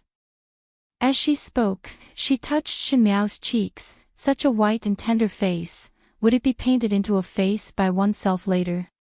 Shen Miao did not move and looked at her indifferently. Under that extremely cold gaze, Zhao Yan's smile gradually froze. Fan Luer also felt that Shen Miao's expression was not good and her heart suddenly felt an inexplicable lingering fear. Involuntarily, she pulled Zhao Yan's hand back. Qin Qing seemed to be somewhat impatient and looked at Shen Miao. What are you quarreling about? If you want to quarrel, go quarrel on the stage and let everyone see your faces. When she said that, even though Zhao Yan and the rest were dissatisfied, they did not speak anymore. At the male side of the banquet, Kai Lin looked at Shen Yu's figure excitedly, but that glutinous rice dumpling pulled Su Ming Feng, that beautiful older sister is also there. Eldest brother look. Su Ming Feng did not know whether to laugh or cry as he did not know why his younger brother was so persistent with Shen Miao. He was already in the 3rd year of the country and this time he lied that it was the first time he went out after he was seriously ill and he appeared to be very weak so he could not participate in the academy examinations. He also knew of Shen Miao's name since the entire Ding capital knew that the formidable great general swept across the battlefield but gave birth to an idiot daughter. She will definitely win. Su Ming Lang clenched his fist and said. Su Ming Feng's heart was non-committal as he knew that today it would be Shen Yu who would come out on top. Before going on stage, Shen Yu could not help but tease Shen Miao, 5th younger sister, later do not be lenient. Older sister will wait for you. Definitely. Shen Miao answered. She would definitely not be lenient.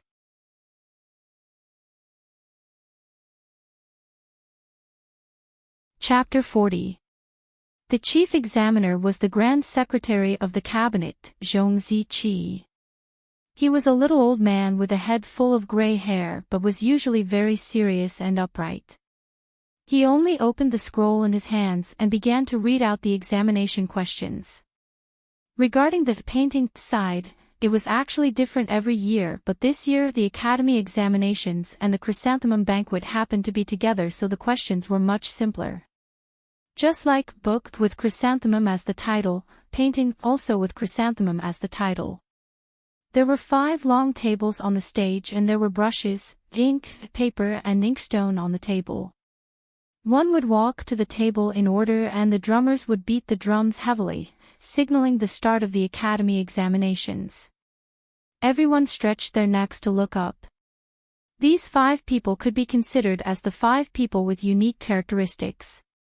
Shen Yu was a talented female that everyone knew, Qing Qing was beautiful and arrogant, Fan Luer and Zhao Yan were a pair of sisters that had a good relationship, and Shen Miao was naturally that stupid and ignorant idiot. Most of the males were looking at Shen Yu and Qing Qing, but most of the females were looking at Shen Miao. Bai Wei covered her mouth and said, "Today Shen Miao seemed to be well behaved and did not have any strange actions. It looks like it is the case." Including this time, Shen Miao had passed through a total of 4 academy examinations. The first time she drew a chess piece, she randomly played a few pieces and was defeated like a landslide. The second time she drew a book, she overturned the ink plate and dirted her clothes. The third time she drew a zither and the string of a good bamboo zither was broken by her. Rather than saying that everyone was here to watch Shen Miao go up the stage, it was better to say that she would make a fool of herself in front of everyone. But today it was somewhat different. The high stage was wide and the young female was sitting in front of the table. Her actions of holding the brush were very proper, as if she had received rigorous training, as if there was not a single bit of mistake that could be picked out. In the golden autumn of the 10th month, the cold wind blew through the hall and lifted the stray hair on her forehead. She lowered her head slightly and one could only see the oval-shaped little face and the eyelashes that hung down, drawing a beautiful arc. There was actually some beauty. That lotus-green cloak fluttered fiercely. She sat upright, but her brush was free and unrestrained, as if she didn't care. However, that kind of confident bearing was like the begonia in her black hair, blooming openly in a reserved way. Yi Furen pursed her lips and said to Ren Wanyun with an unclear meaning, "Fifth mother has really grown up." Ren Wanyun forced a smile, but her hands quietly tightened. Behind him came the chatter of the girls. Up until now, Shen Miao has not made a fool of herself. Could it be that she has really changed? That's impossible. She's probably just putting on an act. Didn't you see that she didn't even think before writing? Shen Yu still needs to think for a few more moments, but for her to be like this, the biggest possibility is that she is just casually painting. Feng and Ning looked at Shen Miao on the stage and that strange feeling came again. She suddenly had an intuition that today's chrysanthemum banquet might not be like the past. For example, would Shen Miao on the stage really make a fool of herself? Or was it to destroy all the misconceptions people had about her in an unstoppable manner? At the male side of the banquet, some people gradually discovered the difference. This group was probably the most pleasing to the eye out of all the women's groups. Shen Yu's pink dress was simple and elegant, gentle and beautiful. Qin Qingqing's green dress was wide-sleeved, arrogant and beautiful. Fan Luer was delicate and charming, Zhao Yan was weird, and if one were to say who had the least special characteristics, it would be that stupid, cowardly and tacky Shen Miao. But at a glance, among the 5 of them, Shen Miao was not only not inferior, but stood out. She just sat there quietly with her head lowered, but she gave off the feeling that she was looking down on all living things. It was as if that delicate figure was standing on a high and decisive position, causing people to involuntarily feel the urge to submit to her. Pei Lang frowned. How could a person's temperament undergo such an earth-shattering change? Was this person really Shen Miao? Fu Xiaoyi could not hide the surprise in his heart. It was not that he noticed the earth-shattering difference between Shen Miao and the past, but the way Shen Miao sat, the straight back and the way she raised her hands made him think of a person. the current mistress of the 6 palaces, the Empress. Fu Xiaoyi knew that his own thoughts were very ridiculous. The entire Ding capital knew that Shen Miao loved him, and he hated himself to be loved by such a female. But most of the time, the news about Shen Miao was heard from rumors. It was rumored that Shen Miao was ignorant and incompetent, unbearably tacky, rough, stupid and cowardly. Now it seemed that there was only one feeling in his heart. One fear that those rumors were not all true. Really strange. The blue-clad youth who was previously reprimanded by Kai Lin said curiously, "Wasn't it said that the second-year student Shen Miao is an idiot? It does not look like it." Kai Lin was also stunned. His eyes kept following Shen Miao, but Shen Miao seemed to have a kind of magic that made one involuntarily notice her. It was as if she was born to stand in a position that others could see, and it was especially obvious today.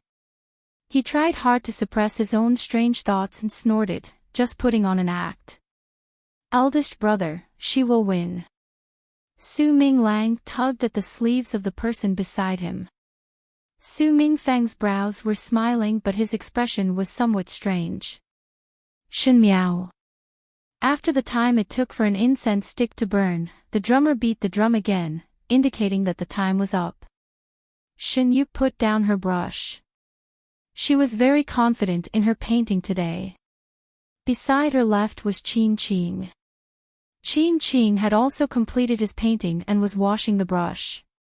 Even if it was a simple action, when done by her, it was as moving as a painting. But no matter how moving it was, in the academy examinations, one would not rely on one's beauty to speak. She then turned her head to look at Shen Miao and thought that Shen Miao had always achieved nothing but there was no accident today. Most likely it was because there was someone beside her that she became smarter. One could pretend but one could not pretend one's talent. At this moment she should be in a fluster and had not finished. However, in front of her, Shen Miao had already put down her brush and calmly looked at the people who came to collect the paintings. Shen Yu's smile stiffened. "All right, go down." After everyone's paintings were collected, it would be the academy examinations for the second-year female and this would require time. "Fifth younger sister, what exactly did you draw?" After Shen Yu came down from the stage, she could not wait to ask Shen Miao. She did not know why, but Shen Miao made her very uneasy. "You will know in a while."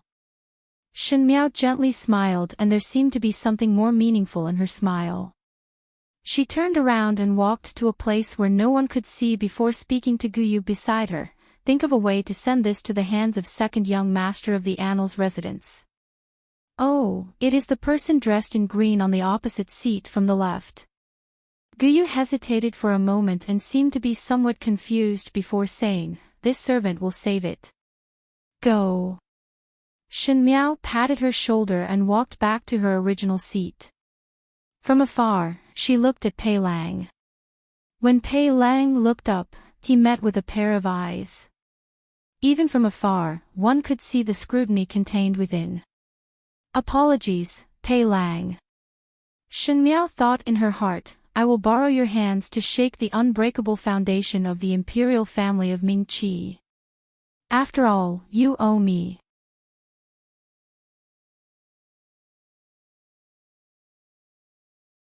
Chapter 41. The examiners on the stage were evaluating the results and the students below the stage were also discussing. Today Shen Miao did not make a fool of herself and it made the academy examinations somewhat boring, but it also made those who usually did not look at her to pay attention to her. Humans were all strange. Those who were bad usually only needed to perform a little better and perhaps in the eyes of others, they would be able to turn over a new leaf. Feng and Ning was somewhat nervous and would look towards the examiners on the stage from time to time. One did not know what the reason was, but the few Darren on the stage seemed to be arguing. It seems that today is also very intense. Fu Xiaoan smiled, but females, there is no need to be so calculative as they will not enter officialdom. His character had always been somewhat conceited and was not afraid that the Darren beside him would be dissatisfied if they heard it. After all, some of their daughters were those students who were on the stage. The academy examinations opportunity is rare. Fu Xiu-yi said, naturally one must grasp it well. Ninth younger brother said correctly.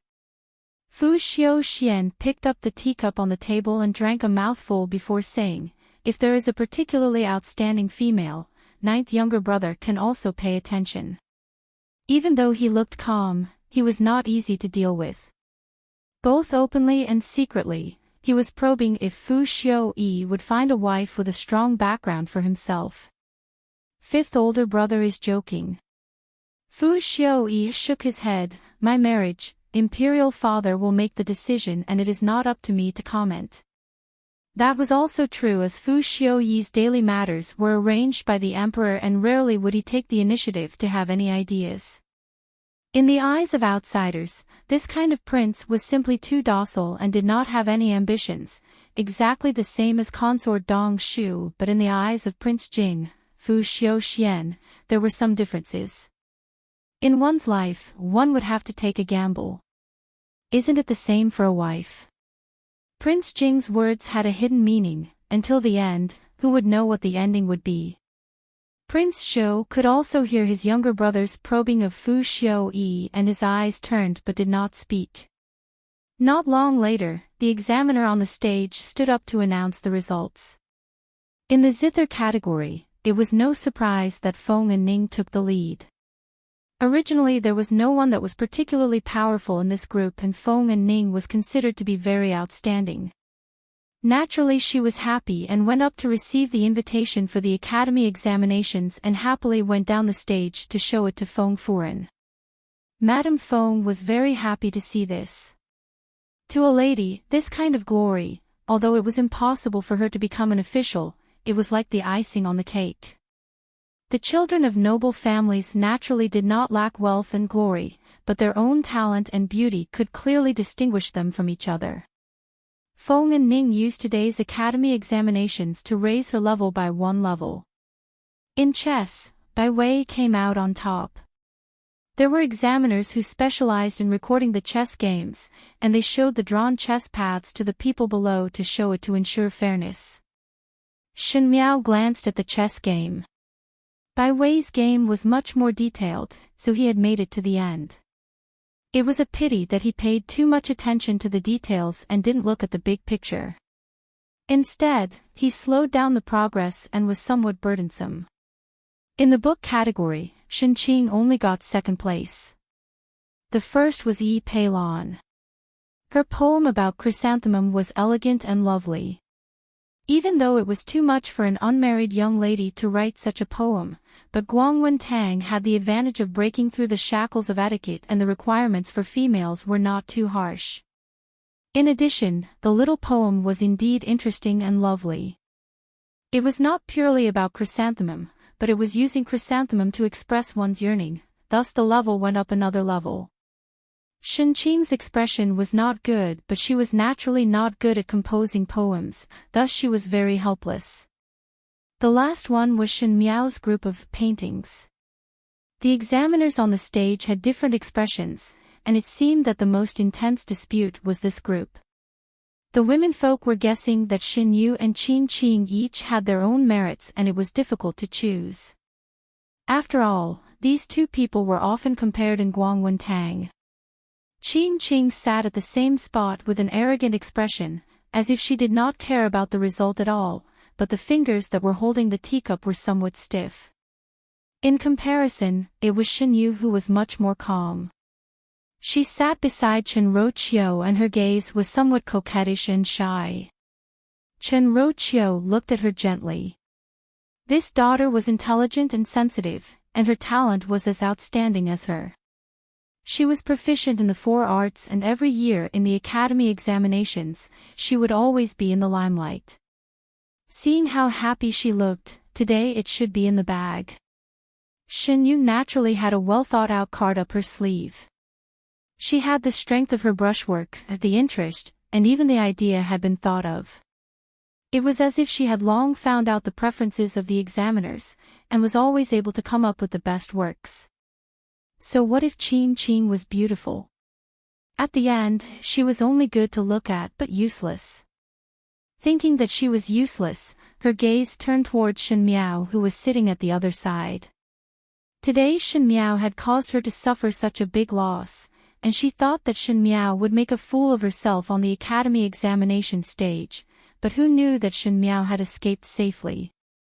But now that the paintings were to be shown to everyone, Shen Miao would not be able to avoid ridicule.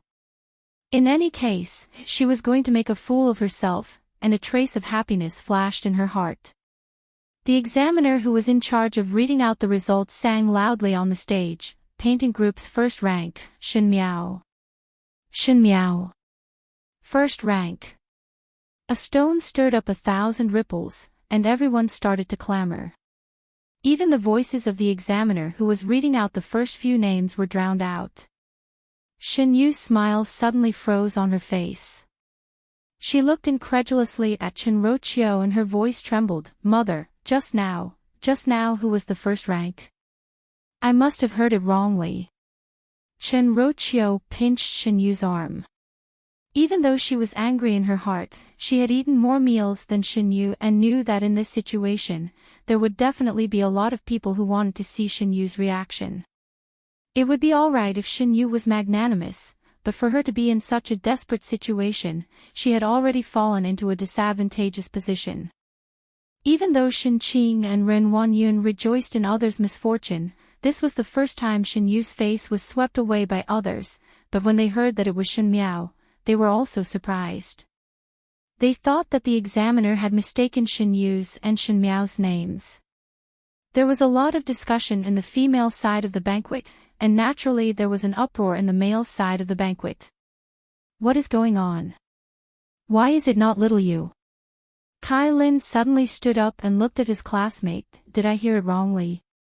Is it that old man who read it wrongly? Naturally she was not the only one who had such thoughts, especially the youths who were in the same class as Shen Miao, as they were discussing with a look of extreme surprise. Look, older brother. I knew that she would win. Su Ming Lang pulled Su Ming Feng.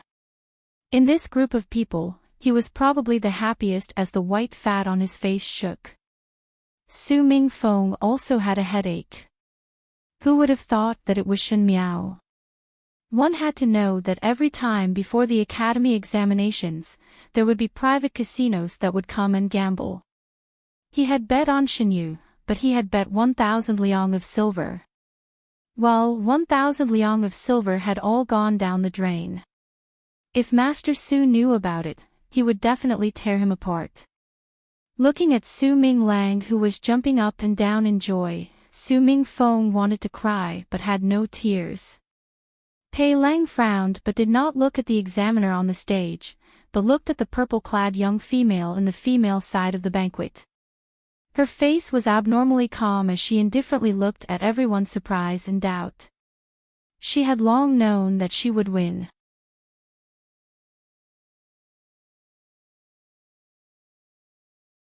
Chapter 42. The discussion continued and the examiner on stage had already shown the painting to everyone to show the fairness of the results. Fan Luer's and Zhao Yan's paintings were of the same path, both were the scenery of a garden with chrysanthemum blooming. In all fairness, it was beautiful but the artistic conception was too mediocre so naturally it was ranked at the back. Qing on the other hand had painted a red fairy with a big chrysanthemum. This was most likely a type of chrysanthemum that she was familiar with. The painting only depicted this chrysanthemum and it was so vivid and lifelike. It could be considered that she had taken a different path and completely ran away from the artistic conception and only casually displayed her own painting skills. A red fairy was vividly displayed on the paper and it was really beautiful. But the academy examinations not only tested one's painting skills but also the meaning of the painting, so no matter how beautiful this chrysanthemum was, it was only ranked third. Very quickly, it was Shen Yu's painting. Shen Yu bit her lips as she sat beside Chen Roqiu. She barely managed to maintain a smile on her face, but her fists were tightly clenched. If it was in the past, she would be smiling lightly and accept everyone's sincere praise and envy. But now, this second was like a deep irony that made her feel that everyone was looking at her with ridicule and ridicule. Shin Yu's painting was a remnant chrysanthemum. The wind and rain rustled and a lot of the chrysanthemum petals in the courtyard had fallen, but the scattered petals were still firmly attached to the branches and stood straight, as if it was an important person with integrity. And at the side, there were 2 sentences from a poem, rather die holding the fragrance on the branches than to be blown away by the north wind. This painting was considered to have a lofty intention. Generally speaking, from the painting to the person, the remnant chrysanthemum in the painting was of high quality and the person who painted would be able to see that it was of high moral character. The examiner in charge loved such a talented and moral person the most. If Shin Yu's painting was not able to get first rank, it was really unimaginable what Shin Miao had painted. Painted so well. How could it be second? Bai Wei exclaimed, I really do not understand. Chen Roqiu also could not understand. Initially she thought that Shin Yu was slightly nervous today and had taken a wrong path. Who knew that when this painting was taken out, she knew that her daughter did not do anything wrong and it was the same as the previous academy examinations. It was indeed a well-deserved first rank. But why was the result different? Ren Wanyun was somewhat rejoicing in Shin Yu's misfortune. Shin Yu was outstanding and had always suppressed Shin Qing in the academy examinations. Seeing that Shin Yu suffered a loss this time, even though Shin Miao winning first place made her unhappy, but since it had nothing to do with her, she was always happy to watch the show. The examiner on the stage ordered the 2 children to unroll the scroll, and the noise stopped abruptly. The drawing paper was very big and Shin Miao's painting had too much white space. Her painting skills were not outstanding. Therefore, he only drew a rough view of the distant scenery, but unexpectedly, there was a kind of magnificent atmosphere. On the scroll, yellow sand was endless, and a setting sun was gushing blood red. A broken sword stood in the yellow soil, and a white chrysanthemum was below the sword. Here, the chrysanthemum seemed to be just an ornament. It was so small that even the meridians of the petals could not be seen. But in this painting, it was like a finishing touch, a bleak and desolate feeling gushed out. Everyone present was silent for a moment. Even through the pen and paper, one could feel the desolation and misery in it, as well as the helpless struggle. That was war. Chen Roqiu and Shin Yu trembled at the same time. After seeing clearly what was painted on the scroll, they knew that there was absolutely no possibility of a comeback in this match. Yes, Shin Yu was indeed elegant and her character was not gaudy, and was able to take care of her character and nobility. But Shin Miao's painting had completely jumped out of the person. If one said that Shin Yu was using the chrysanthemum to praise people, then Shin Miao was using the flower to express her will. How could the feelings of a lone person be compared to the cruelty of war?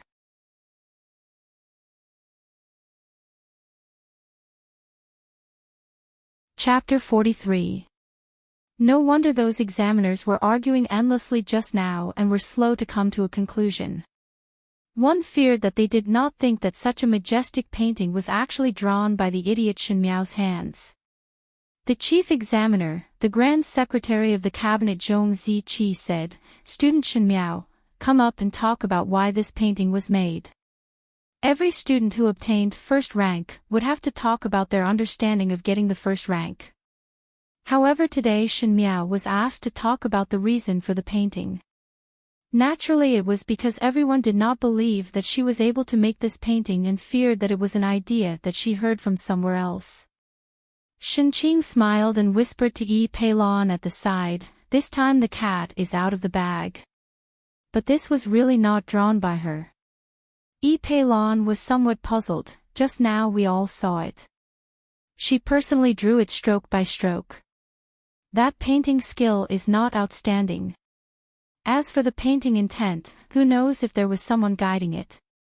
Shen Qing looked disdainfully at Shen Miao, who was walking up the stage.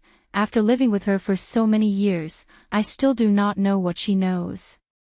Now that Grand Secretary Zhong wants her to talk about the reason for the painting, one think that she would not be able to say it.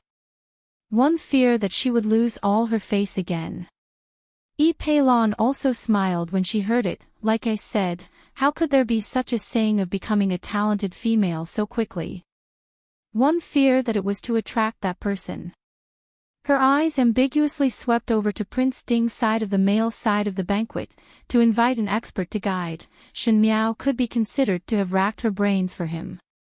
Shen Qing's face stiffened and suppressed the unhappiness in her heart. Let's take a look. On the stage, Shen Miao quietly looked at the unfolded scroll. She slowly stretched out her hand and under everyone's astonished gaze, she caressed the painting. The reason why this painting was made was because I heard from my father that every year on the battlefield, there were many heroes who died on the battlefield, dying in the yellow sands. But the journey was long and they could only be buried on the battlefield. At that time, there were no chrysanthemums in the northwest deserts or the northern grasslands. Chrysanthemums bloomed in the warm south and in the bustling Ding capital. There were songs and dances to celebrate peace, and there was no need to worry about food and clothing, but it was at the cost of the lives of the soldiers at the border. The discussion gradually stopped, and everyone's eyes gathered on the purple-clothed girl. Her gaze was calm, and she spoke as if she was narrating a story. My father once said that the soldiers who died in the war couldn't even have a bunch of chrysanthemums after their sacrifice. There would be no flowers blooming on the battlefield, and the generals and soldiers would not even be able to experience a complete mourning. Their wives and children can only stay far away, wearing white chrysanthemums on their heads and offering them white chrysanthemums. I believe that the reason everyone is able to calmly admire chrysanthemums here is all because there are brave men guarding the border. It's a pity that I can't do anything for them. I can only paint a bunch of white chrysanthemums in front of a pile of yellow soil to comfort their souls. The young girl stood in the wind. Her eyes were clear, but her words were powerful and resonant. It was as if her words were the only thing in the world that was clear and sweet. However, they were like morning bells and evening drums, beating on everyone's hearts. Shen Miao lowered her eyes slightly. Did the Tian family of Ming Qi not want to deal with the aristocratic families and the Shen family? But the world was so big that everyone's eyes would see and everyone's ears would listen. Preventing the people's mouths was more important than preventing a river. Since the Tian family wanted to attack the general residence, she would let everyone in the world take a look. Look, the Shen family used their lives to fight for meritorious deeds. The Shen family used their lives to guard the city walls of Ming Qi. Now all of you nobles were singing and dancing in the capital, and it was all because of the blood and flesh on the battlefield. Stepping on the blood of the soldiers, would the imperial family of Ming Qi still dare to suppress them with great fanfare? If you dare, then do not be afraid of the eyes of everyone in the world.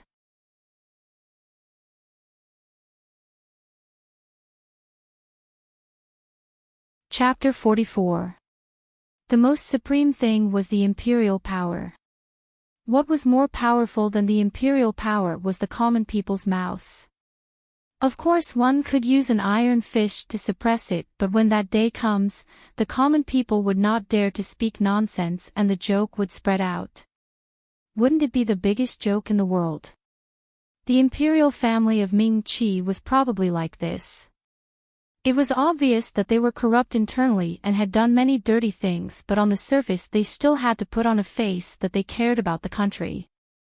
They enjoyed the protection and offerings of the aristocratic families with a clear conscience, but at the end they had to make a false accusation. Shen Miao's words made everyone present gradually quiet down. The daughters thought of the glory of their ancestors, and if the residence was a military general, they would be even more moved.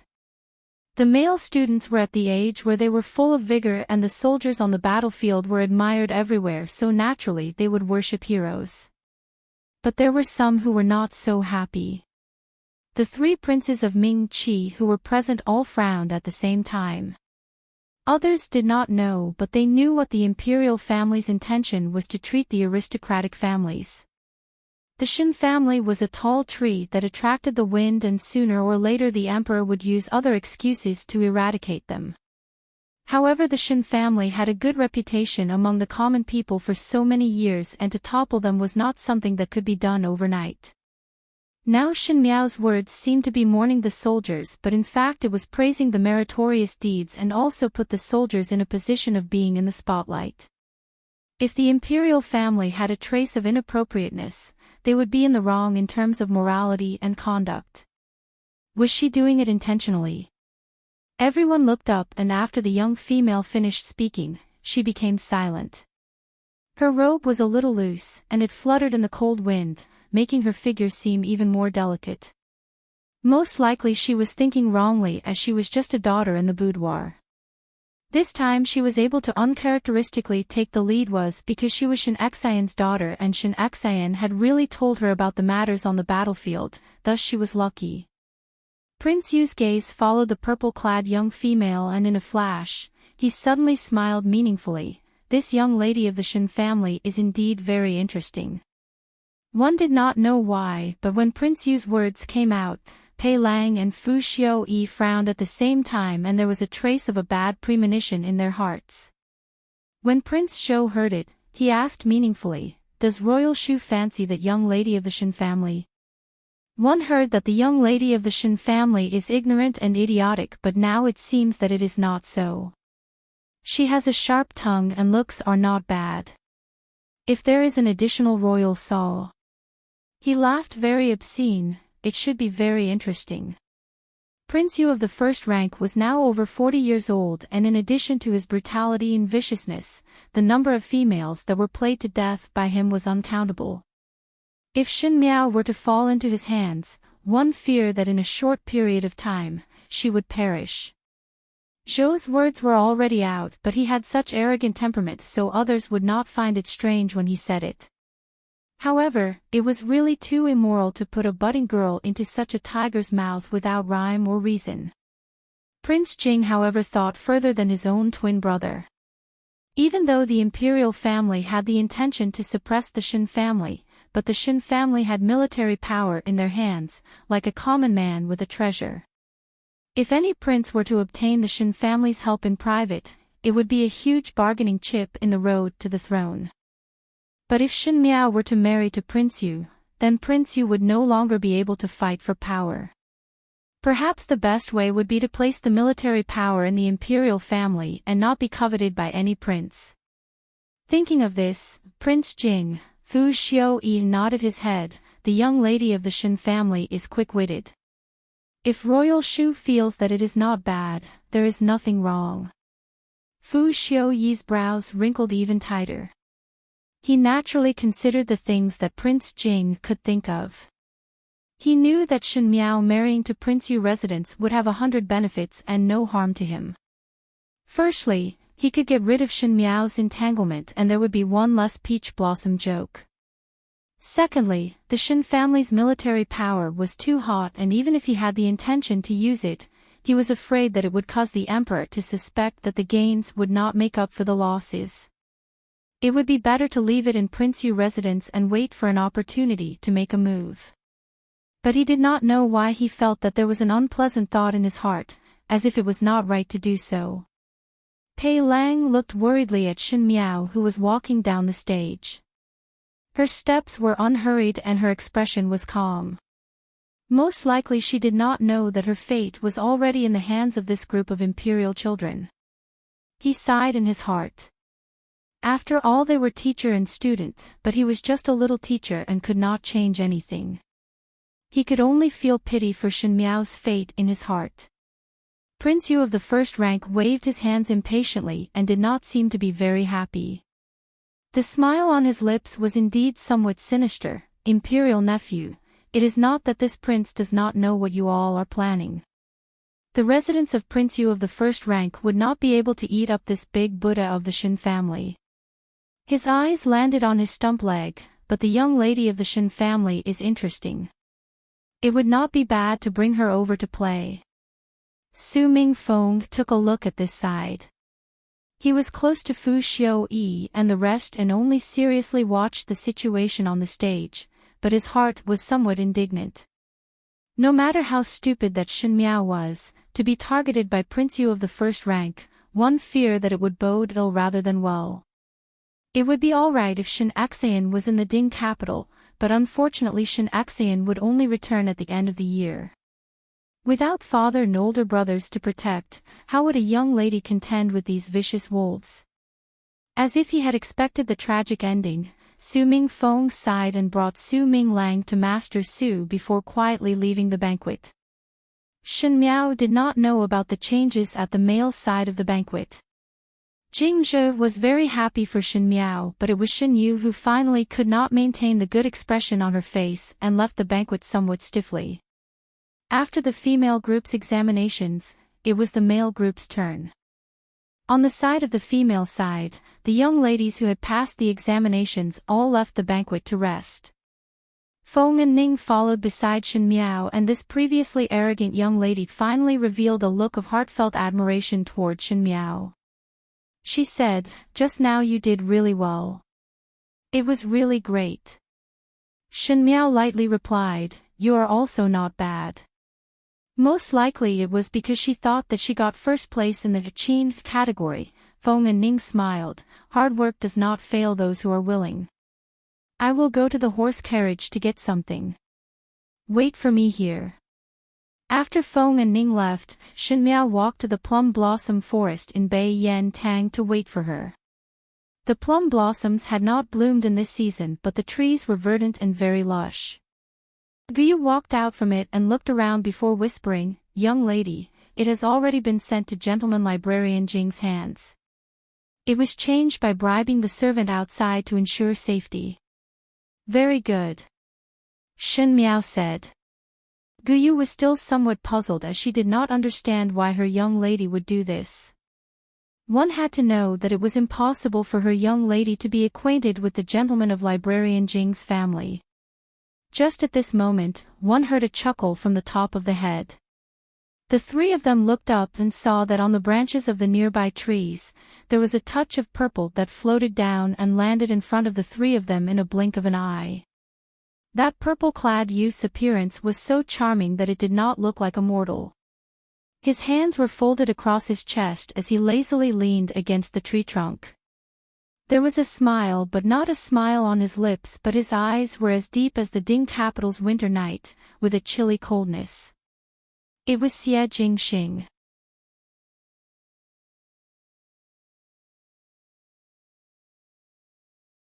Chapter 45. Young lady. Guyu and Jingzhe were somewhat vigilant as they stood in front of Shen Miao to protect her. Shouting loudly would be too much of a loss of composure. Moreover, this youth was dressed in brocade clothes and was born with a noble and beautiful appearance, making one unable to help but suspect his identity. But after all, he was a stranger. Guyu and Jingzhe were afraid that there would be an accident.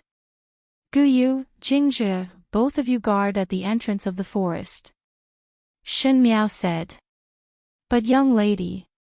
Both of them were somewhat hesitant. "Go." Shen Miao slightly frowned.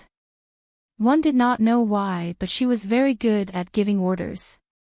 Every time she ordered the maids to do something, there would be an inexplicable majesty that no one dared to refute.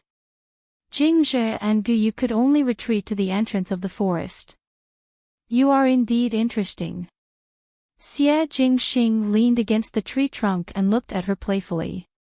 He was obviously a noble young master, but his eyes were as sharp as a bloody blade on the battlefield, and his plain tone was able to bring out a biting cold intent. He was after all a person who had seen blood on the battlefield. "What does Marquis Xia want to say?" Shen Miao asked. Xie Jingxing suddenly appeared, and naturally it was not for idle chatter. Even though this person was young, the way he did things was very insightful. Since the old Marquis could not control him, he would be even more unbridled in the way he did things, making others unable to grasp the path. Prince Yu residence is currently lacking a Wang Fei. That cripple seemed to have taken a fancy to you and wanted to congratulate you. His tone was unclear. However, to call Prince Yu a cripple was considered to be very daring, but when Xie Jingxing said it, there was a trace of contempt and ridicule, as if Prince Yu was just an unbearably dirty plaything. This person's ambition was very high. Shen Miao was thinking in her heart but did not show it on her face. She had actually forgotten what this calm look represented in the other person's eyes. Xie Jingxing suddenly took a step forward. He was extremely tall and Shen Miao's entire person was under his shadow. The purple-clad youth leaned over slightly and whispered in her ear, "You indeed already knew." There was a nice cold bamboo scent coming from the youth's body and his voice was deliberately lowered to have an ambiguous magnetism. This action was also ambiguous. Shen Miao looked up and that handsome face was right in front of her and the corners of his lips were slightly hooked up, adding a bit of evil air to his smile. But after all, she was not a real budding girl. She only slightly lowered her eyes and said, "So what if I know? So what if I don't know?" Xie Jingxing saw that she was indifferent and was too lazy to act like a playboy, so he pushed her away without any tenderness towards the fairer sex. He waved a letter in his hand and smiled frivolously, "You know, but you are not anxious about your own matters and instead worry about second young master librarian Jing." Shen Miao's eyes suddenly moved and stared at him tightly. Her tone involuntarily became somewhat ruthless. "Isn't Marquis Xia meddling in other people's business? It's just a piece of paper. Why are you so nervous?" Xie Jingxing regained his frivolous look. "What kind of relationship do you have with second librarian Jing to help him like this? Or Shen family's girl, what are you planning?" Shen Miao's face was as heavy as water as she quietly stared at the paper in Xie Jingxing's hands. The paper was thin, but it was a heavy stone in her heart. It was the circulation of law that she had memorized for a long time. In the past lifetime, Pei Lang relied on this piece of paper and was discovered by Fu Xiuyi. From then on, Fu Xiuyi took him in as an aide and gave advice to Fu Xiuyi's empire. Now he had yet to show his talent, but Shen Miao wanted to cut off all possibilities. Not only that, it was best for Pei Lang to never work for the imperial family. This was the safest approach. And the second young master of librarian Jing's family, Gao Yan, was a newly emerging aristocratic family in the Ding capital. The imperial family of Ming Qi wanted to suppress the old aristocratic families, so naturally they had to support the new aristocratic families. The librarian Jing's family was the most prominent branch that was newly supported. The eldest young master of librarian Jing's family, Gao Jing, was truly talented and after Fu Xiuyi ascended to the throne, he greatly supported him. The librarian Jing's family thus received grace and became more tyrannical. And this Gao Yan. He even coveted her Wan Yu. If she was not the mistress of the 6 palaces at that time and Fu Xiuyi had not started to deal with the Shen family, one feared that Wan Yu would have been killed. This Gao Yan's talent was not as good as his older brother and he was extremely vain and always liked to take his older brother's achievements as his own. He was a person who would seek revenge for the slightest flaw and was narrow-minded. In the past lifetime, Gao Yan did not enter the official career and in this lifetime, the librarian Jing's family had not reached its peak yet. Gao Jing had just entered the official career not long ago, so she might as well put in more effort to send Gao Yan into this broad official career. She took Pei Lang's circulation of law to Gao Yan because she knew that every year during the academy examinations, Gao Yan would let the servant spend money to buy a copy of the examination paper. Today she let Gu Yu and the others replace this copy of the examination paper. With Fu Xiuyi's character of cherishing talent, he would definitely win Gao Yan over at all costs. And Gao Yan had a vain personality and would definitely not admit that this was not his doing. For such a person to enter the Ming Qi's official circles, She wanted to see how these two people would fight against Fu Xiuyi. Cutting off Fu Xiuyi's powerful arm and replacing it with an empty head that stirred shit. Shen Miao had such a good idea, but who knew that halfway through, Xie Jingxing would appear and make her plan fall through for no reason. Her eyes were bright and it was as if thousands of words were gathered in the clear eyes of a cub. Xie Jingxing finally raised his lips and lazily said, "You do not need to show such a hateful expression. This letter was copied by my people and the original copy is still in the hands of the Gao family's brat." Shen Miao was slightly surprised as she had never thought that it would be such a result. She looked at Xie Jingxing and was silent for a moment before asking, "Little Marquis is broad-minded." "It is not that broad-minded, it is just that this Marquis has a point of praise." Xie Jingxing's eyes were slightly cold. One do not like to meddle in other people's business. Just as Shen Miao was about to speak, she heard Xie Jingxing's voice again. "Now can you tell this Marquis why you wrote a letter to the librarian Jing?" Shen Miao sighed in her heart. Even though she had the intention to tie the Shen and Xia family on the same boat, now was not the time. The discord between the Shen and Xia families had been going on for a long time and was not something that could be resolved in a day and night. It was a slow plan, but who knew that out of nowhere, Xie Jingxing was involved and the good plans were all messed up.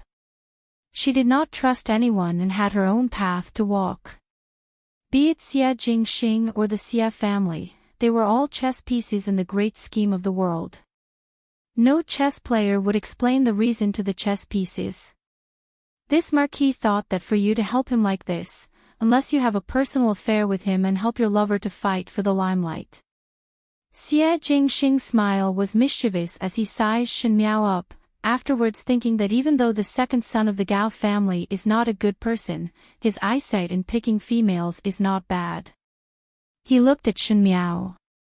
It was clearly an extremely beautiful eyebrow, but it was as piercing as the northwest desert. Also, if you want to help Gao Yan, it means that you want to help Warden Jing's reputation. But you don't help Gao Yan. That's the trash Gao Yan. It looks like you have bad intentions. He smiled maliciously, but his words hit the nail on the head. Shen family's girl, do you have enmity with Librarian Jing?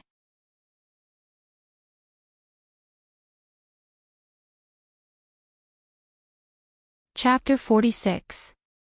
Shen family's girl, do you have enmity with Librarian Jing?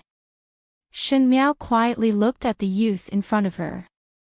His eyebrows were beautiful but his heroic spirit was pressing. Even though he had a cynical expression, there was a steadiness that transcended his age. It was not what was shown on the outside, but when following him, there was a sense of security that even if the heavens were to collapse, the other party would be there to support it. Even in the previous lifetime when she was in the Qin country or in the inner palace, she had never seen such a clear person. With just one sentence, he was able to see through the heart of everything. Such an amazing and brilliant person had to die young. It was really the heavens being jealous of heroic talents. A flash of regret flashed in her eyes, but when she opened her mouth again, it was in a flat tone, yes. This game of chess is laid out in a roundabout way.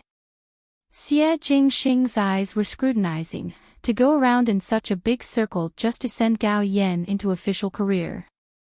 Could it be that you want to mess up Ming Qi's officialdom?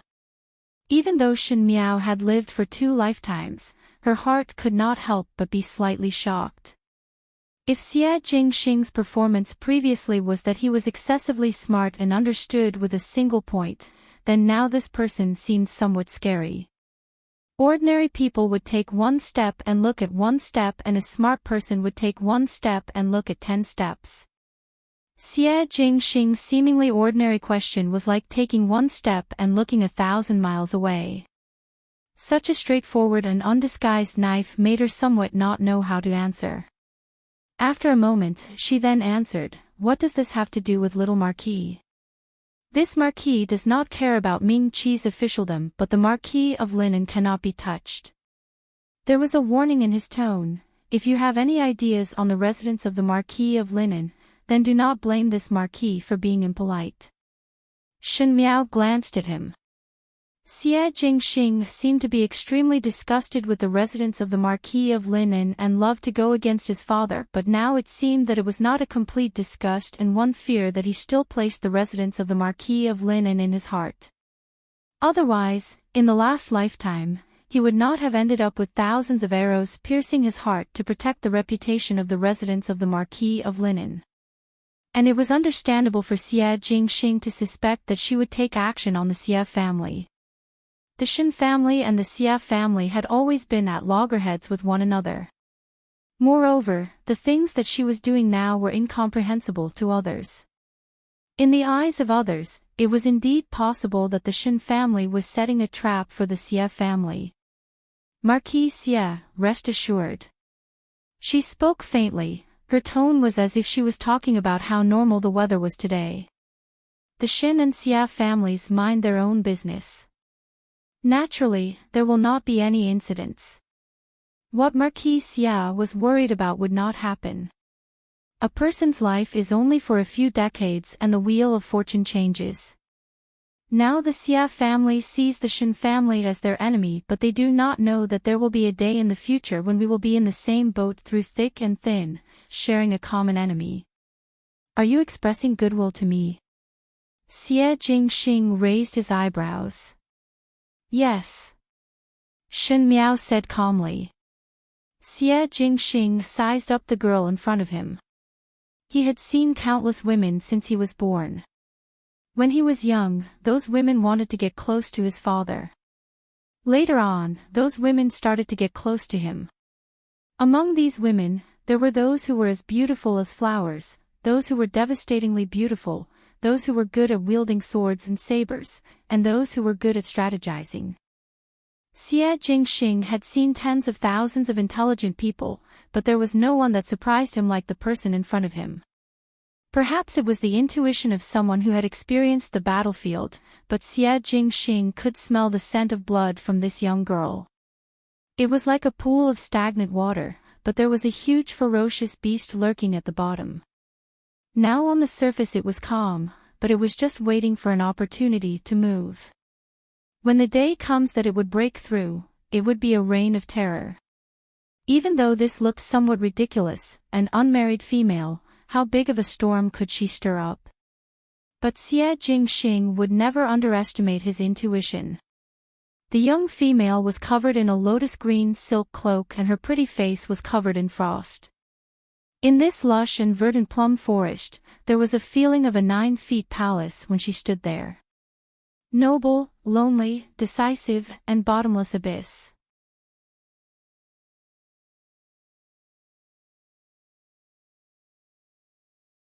Chapter 47.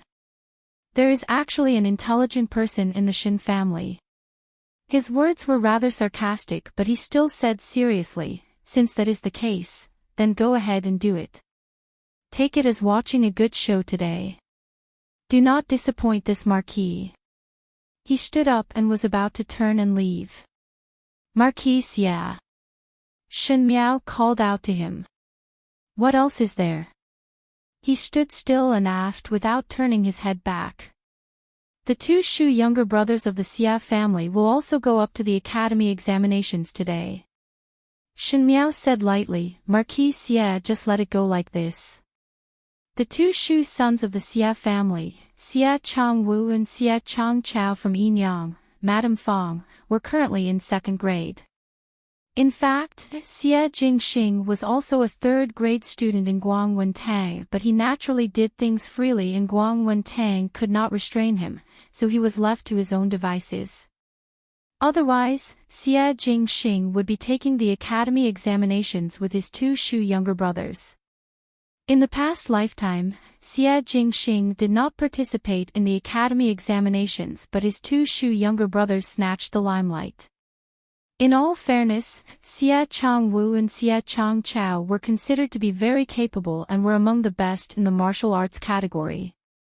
Because of this, they gained the emperor's eyes and were later promoted by Fu Xiuyi to work beside Fu Xiuyi.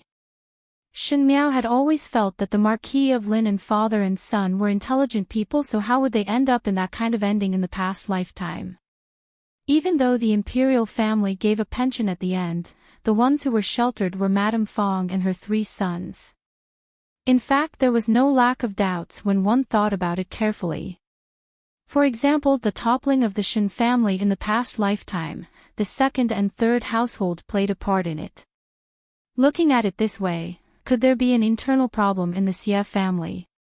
You do not wish for this marquis to go up and compete with them. Xie Jingxing turned his head back and said with some surprise, just like how you compete with your older sister.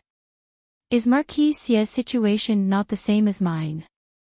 Shen Miao did not care about the ridicule in his words and said, the ones who stab the deepest are the people closest to them.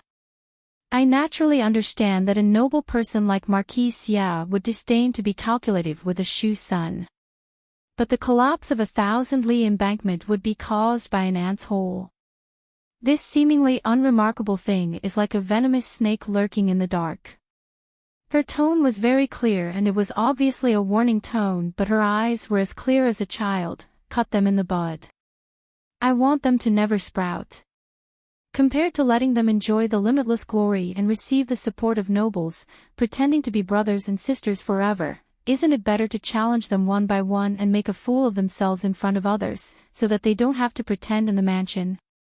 Xie Jingxing's heart moved.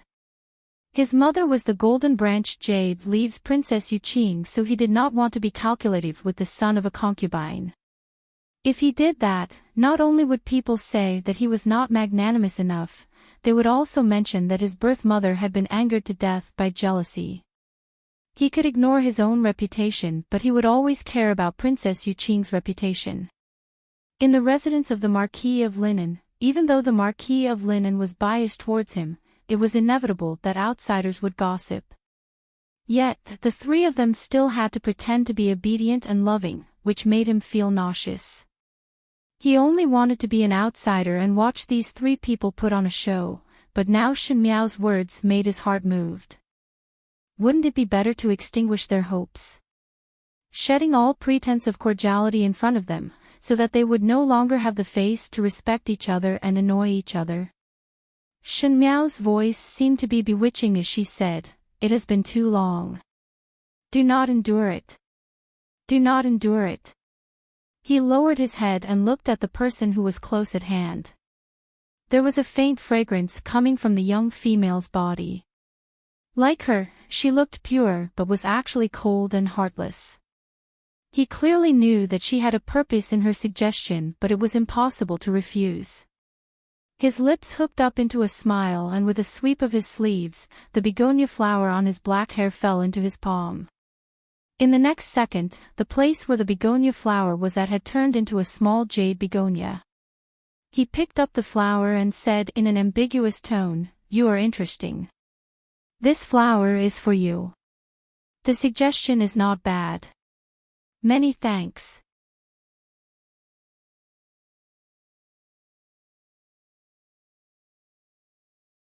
Chapter 48.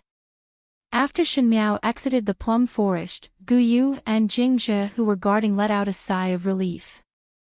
Jingzhe looked up and did not see anyone and was somewhat puzzled. Why is there no one? Shen Miao also turned back to take a look. The plum forest was lush and swayed gently with the wind, but there was no one there. Xie Jingxing was someone who knew martial arts, and most likely he had disappeared by leaping onto roofs and vaulting over walls. She said, "Let's go." When they returned to the banquet, Feng and Ning hurriedly ran over and complained, "Did not I say to wait for me? One could not see anyone after turning one's head. When one returned, one did not see you here. Where did you go?" Looking at the chrysanthemum blooming well and casually walking around. Shen Miao looked up at the stage. "Has it already started?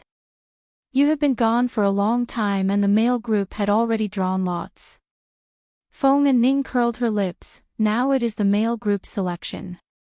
The youths on the stage were competing and the first round of drawing lots had already passed, so Shen Miao did not care about the results of the competition. The second round was selection, where one had to choose the subject that one was good at. Shen Miao's gaze landed on the leftmost side of the opposite banquet, on the youth wearing lake green clothes. This youth was dark and strong and his facial features were not bad, but because of his overly strong body, he looked somewhat solid. Moreover, he still had to wear green clothes, which made his skin look even darker than before. Not only that, his hair was combed into a high bun with a bamboo hairpin inlaid with jade. Most likely he wanted to imitate the style of an ancient gentleman, but because he could not bear to dress up in a rich and noble manner, it looked somewhat nondescript. In a word, even though he wanted to be aloof and free from the mundane world, he was unable to hide the vulgarity of his entire body. This was Gao Yan of the historian of the capital. Gao Yan was still young as he was only 16 and his wings had yet to fully develop. It was until after Fu Xiuyi ascended the throne that Gao Yan rode on Gao Jin's wind to rise in status and bullied men and women in the Ding capital. He even dared to covet Wan Yu, which was extremely daring. Once she thought that Wan Yu was once teased by Gao Yan's words in the palace, Shen Miao was unable to restrain her anger. She stared at Gao Yan from afar, as if she was looking at her prey jumping into a trap. Gao Yan seemed to be thinking of something. His face was full of joy as he said something to Gao Jin. Of course, he was happy to receive such a unique essay. He had just drawn Jingyi in the lottery, and his performance was mediocre. As long as he brought out this policy paper for the selection, he would be able to shock everyone. Shen Miao laughed coldly in her heart. Go, take this policy paper and go to Fu Xiuyi's side. If he entered the official career before Gao Jin was promoted, he believed that with Gao Yan's methods, he would definitely be able to personally destroy the entire capital's warden. This was her gift to Warden Jing. As for Pei Lang, she turned to look at the green-robed man sitting not far from Fu Xiuyi. From now on in this life, you will slowly repay the debt you owe in the past. Shen Miao, after the men's group, it's the women's group's turn to choose. Will you choose? Will not. Shen Miao answered. During the academy examination, every student had to draw. Choose was based on one's own will. If one didn't want to choose, one could choose not to. So rather than saying that choose was a part of the academy examinations, it was better to say that it was a part where one's strong points could be displayed. If there was something that one was good at, naturally it could be displayed in the choose segment. So compared to draw, everyone was more enthusiastic about the choose segment. This was because the choose segment would display something that one was extremely confident in. But if one was like Shen Miao who did not have any strong points, then one might as well not participate in the choose segment as one would only make a fool out of oneself. Why? Feng and Ning was somewhat disappointed as she said, aren't you good at drawing now? There should be some strong points in the other categories. Why not simply display it? There is no need. Shen Miao started to fiddle with the chess game on the table and replied to Feng and Ning without even lifting her head, so what if I am in the limelight or not? There is no difference between the two. Moreover, I am not proficient in the 4 arts and it was just luck just now. You. Feng and Ning was flustered, who would say that about themselves? 5th younger sister. A voice interrupted their conversation and one did not know when Shen Yu stood in front of them. She said with a worried face, 5th younger sister, are you really not going to participate in the next choose segment? Could it be that 2nd older sister wishes for me to participate? Shen Miao retorted with a question. Shen Yu was choked by her words. She did not know why, but Shen Miao seemed to have steeled her heart to shed all pretense of cordiality with her. Shen Yu was also puzzled after much thought. Could it be that the matter of falling into the water was directed at the 2nd and 3rd household? Even though she was puzzled, she had accumulated anger in her heart toward Shen Miao who did not know what was good for her. Shinyu bit her lips and seemed to be a little wronged as she softly said, "Naturally I hope that fifth younger sister will participate." Just now the drawing was extremely good, and since fifth younger sister has such talent, why not continue to choose the drawing category, so that everyone would not talk behind your back. If the drawing is done well again, then the rumors would be destroyed. Shinyu's voice was not low, and the surrounding were all young ladies and Furins, so naturally they could hear every word clearly. These words did not seem to be anything, but it spoke out the suspicions in everyone's heart. Even though Shin Miao's white chrysanthemum painting was ranked first, but she had been an idiot for so many years, and the impression in people's hearts would not change so easily. Of course they would not believe that this painting was drawn by her. Thinking that perhaps there was someone guiding her from the side. Shinyu also thought so in her heart, so she thought that as long as Shin Miao drew another painting in the second round, without the guidance of others, how would she be able to draw anything good, and would definitely make a fool of herself. Feng and Ning heard the meaning behind it and immediately sneered back. Second Shin young lady said it so easily. One must also pay attention to the composition of a painting. Even if second young lady were to draw by herself, it would not be possible to consecutively draw two paintings. Shin Miao was only a student and not a master of calligraphy and painting. Did I not see that fifth younger sister has made great progress? That's why I asked. Shinyu smiled gently. Just now such a good painting could be drawn out, so what is not possible to draw another one? Shin Miao did not raise her head from the beginning to the end and only placed a chess piece on the chessboard loyally, not interested. Thank you for the trouble. Shinyu did not expect that in front of so many people, Shin Miao would dare to answer in such a lukewarm manner, and for a moment her face was somewhat embarrassed. The most infuriating thing in this world was to lay a trap, but the other party refused to take the move. Even when Shin Miao was facing everyone's suspicions, she still refused to accept her provocation. This made Shinyu even more certain that the meaning of the painting was not what Shin Miao thought. The thought of making Shin Miao make a fool of herself was even more deeply rooted in her heart. She paused and suddenly continued to smile. Since fifth younger sister insists, then I will not say anything more. She turned around and returned to her seat. At the male side of the banquet, Kai Lin had been secretly looking at Shinyu but saw Shinyu suddenly looking over from afar and seemed to smile gently at him. Kai Lin was startled and was somewhat excited. However, he saw Shinyu lowering her head and seemed to be somewhat sad. He suddenly became nervous.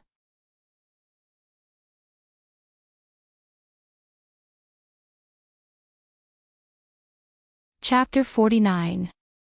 On the stage, the male group selection was still ongoing. Classics and poems were all conforming to the rules and regulations, so there were naturally many people who chose. As long as one had an outstanding memory or studied thoroughly, generally speaking, it was easy to stand out. In contrast, there were only a few people who chose the field of policy theory. Policy theory was based on the current state of affairs and was very practical. This topic was also the one that was closest to the affairs of the imperial court. Everyone present was a young student. Other than a few disciples who had already begun to accept the teaching of the manner, the majority of them were still ignorant of the affairs of the imperial court, let alone give any good suggestions. Thus, policy theory was the most difficult, but if one really stood out, one would have half a foot in the official career. Shin Miao looked at the chessboard in front of her. At that time, Pei Lang's circulation of law was done in the third round of selection. In the selection field, the male could choose the female could choose the male, and the students could naturally choose the teacher. And one of the male students picked Mr. Pei Lang. Pei Lang was also brimming with talent. Just a few steps on the stage and in a blink of an eye, a policy theory was done. It was voluminous, quoting from classics but not exaggerating and always hitting the key points. It was really amazing. At that time, it made the princes pay attention to it. But Pei Lang was also a clever person. he only wanted to be a teacher in Guangwentang and did not think much about other things.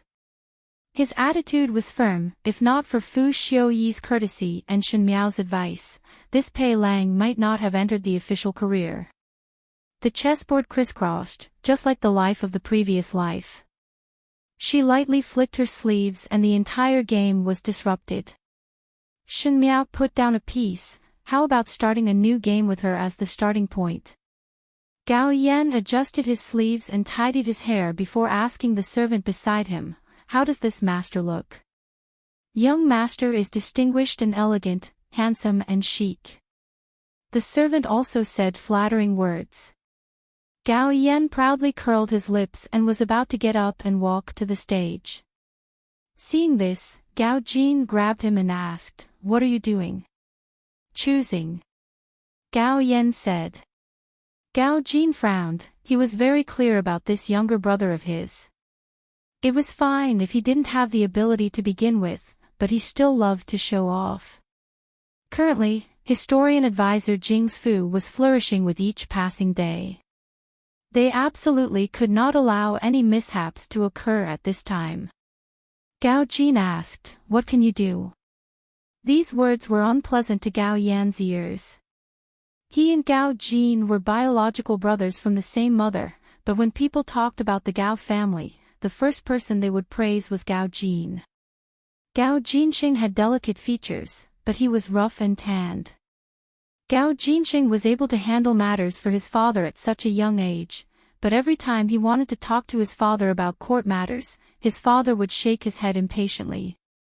As brothers, there was originally no discord between them, but because of the eyes of outsiders, there was a gap. Gao Yan was already a little sensitive and inferior under his brother's light. Now that he heard Gao Jin's words, he was even more angry. He was originally a little hesitant about whether the manuscript was too well written and whether it was too impressive. But now, he didn't hesitate at all. He said in an unkind tone, "Big brother, although I'm not as smart as you, I'm not a complete idiot. You don't have to stop me. After all, I can't steal your limelight." Gao Jin heard the hidden meaning in Gao Yan's words and paused for a moment. Before he could speak, he saw Gao Yan push him away and walked up the stage. From afar, he shouted, "I choose policy theory." Policy theory. It wasn't that no one in Guangwentang recognized Gao Yan and naturally looked over. Speaking of which, it was strange. Gao Yan himself didn't have much ability, but in Guangwentang, he was quite good. Because every time his homework and manuscripts were written by others, although he couldn't be considered a great talent, he was still considered outstanding.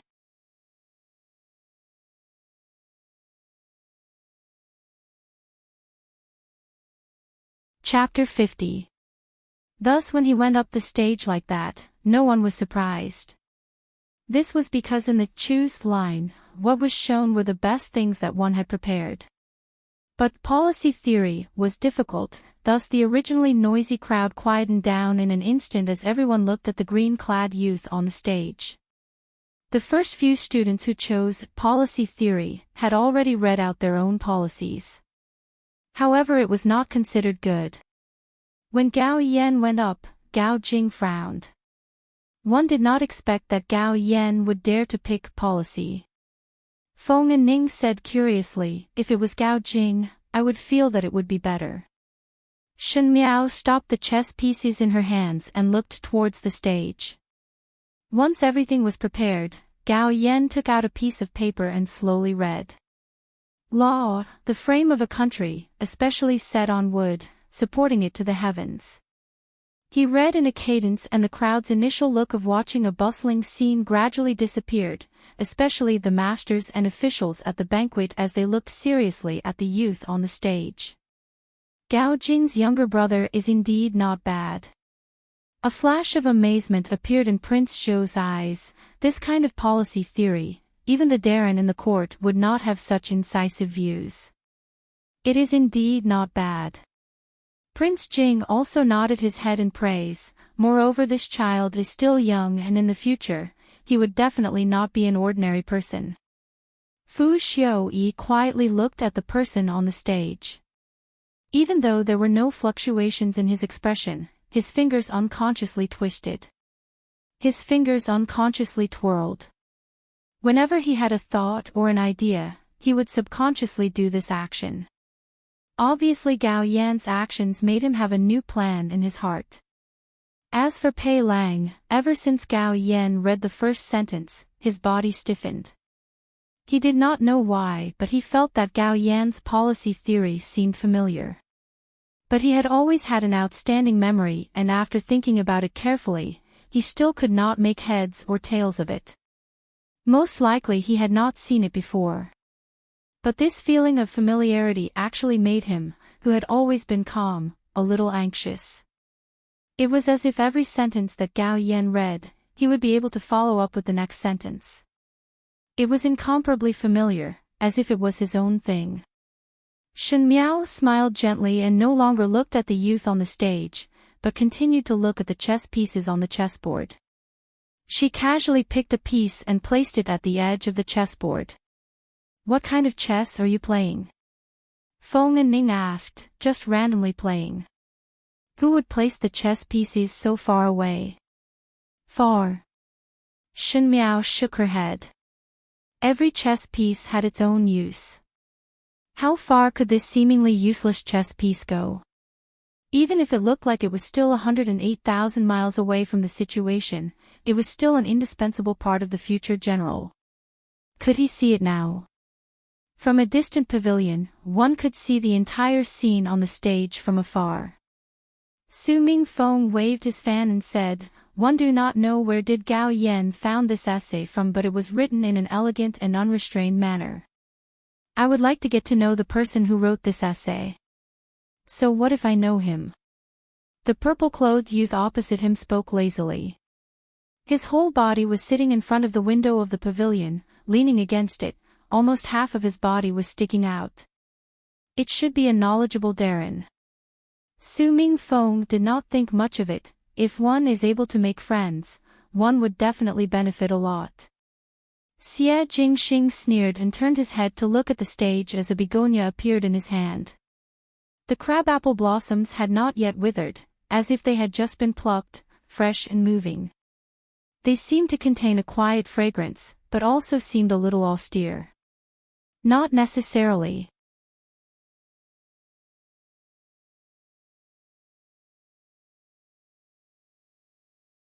Chapter 51.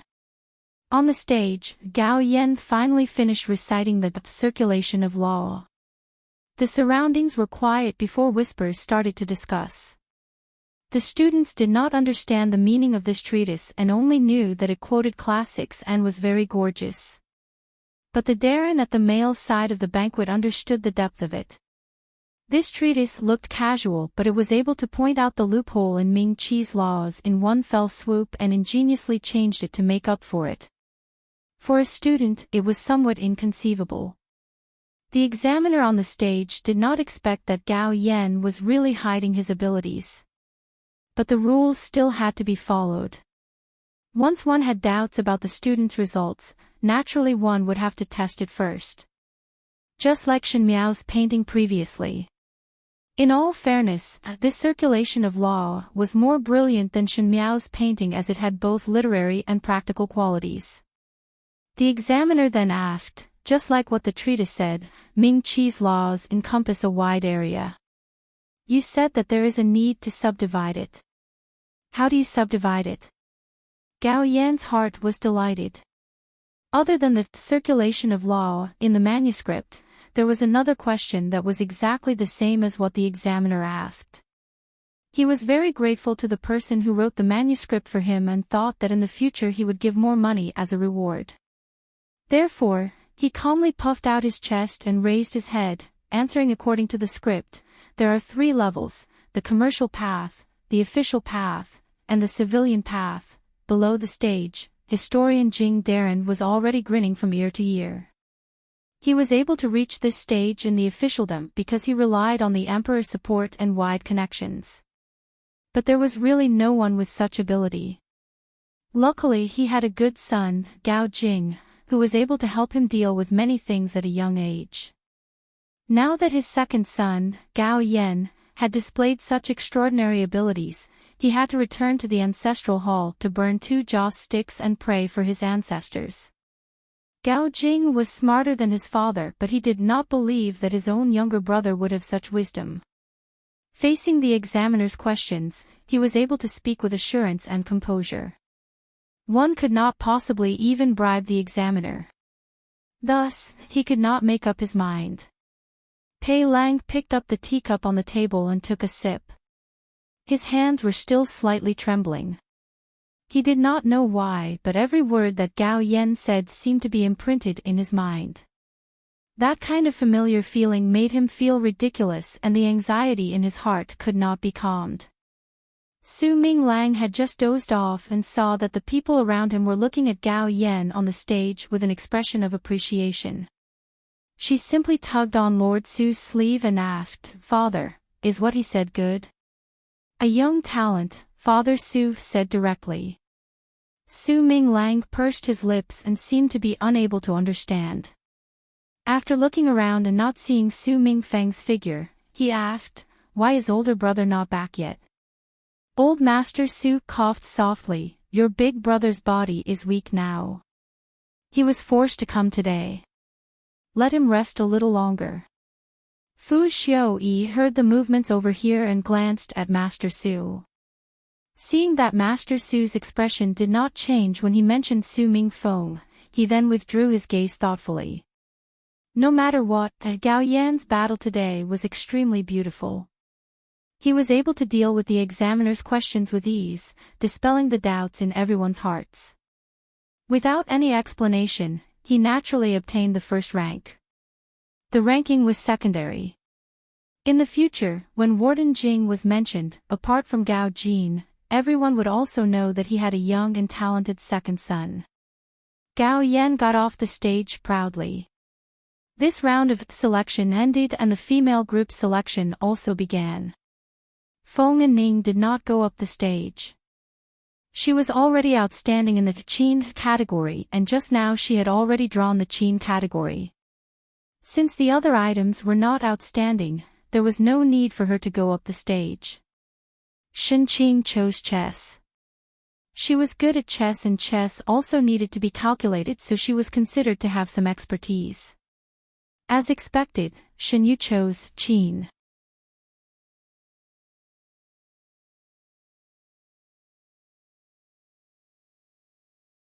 Chapter 52. Shen Yu had always loved these things that could make her seem out of this world. Because Chen Roqiu was originally good at playing the zither, not only did she know how to play it, she also knew how to compose some songs and write some lyrics. Shen Yu had learned this skill very well. Every year she would be able to get first rank, thus every year here, it was the time for everyone to appreciate her zither skills. In the female group, once Shen Yu was there, the others would not choose the zither category to seek their own humiliation. Shen Qing naturally put in effort, and in the chess category, she got first rank. After going around and around to the zither category, the audience started to discuss again. Shen Yu walked up the stage and burned incense and bathed her hands. She was born with a delicate and graceful air, and her soft, pink robe was extremely moving. But with a shallow smile on her lips, she really had the appearance of a little fairy. She was playing Chant to the Moon. Chant to the Moon was an extremely difficult song, and it was about a wanderer far away who missed his homeland and loved ones. The beginning was gentle and melancholy, followed by intense sorrow, and at the end it made one sigh. The transition from start to finish was a test of zither skills, and it was emotional. In the previous lifetime, Shen Yu was also in the limelight of this song and was unparalleled for a while. In comparison, she was even more unbearable. Now thinking about it, it seemed that every time Shen Yu's good reputation was to step on Shen Miao's embarrassment to climb up. Shen Miao looked at the young female on the stage. Shen Yu had already started. When she plucked the zither strings, it was as if the zither strings had spirituality as it spread softly in her hands. The song was ethereal and had a charm that drifted into everyone's ears. Her fingers flew on the zither strings like a butterfly shuttling through a sea of flowers. Every turn was coordinated and natural. Feng and Ning bit her lips. Even if she did not like Shinyu, she had to admit that Shinyu's zither skills were outstanding. In comparison, the song that she got first rank just now was really clumsy. That was a song of longing for one's loved ones and homeland, but it made Shen Miao's fists gradually clench. Even if one were to relive a lifetime, the dead could not be resurrected. Wan Yu and Fu Ming would not appear again.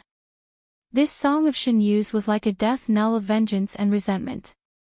In the ears of those who heard it, not only was there no comfort, it was filled with blood hatred. Kai Lin ran out of the banquet. He tried his best to get closer to the stage so that he could see every expression of his sweetheart. He was intoxicated by the beautiful sound of the zither, but was suddenly interrupted by the sound of someone talking. The second young lady is really unlucky. She has never been the second place, but the fifth young lady took the first place. The one who spoke was a slender maid, and Kai Lin recognized that she was Shen Yu's personal maid, Xu Xiang, and involuntarily looked over. That's right. Moreover, the fifth young lady doesn't even choose. She is deliberately going against the second young lady. Another maid said. Alas, it's a pity that our second young lady has a kind heart and has been bullied by fifth young lady in private.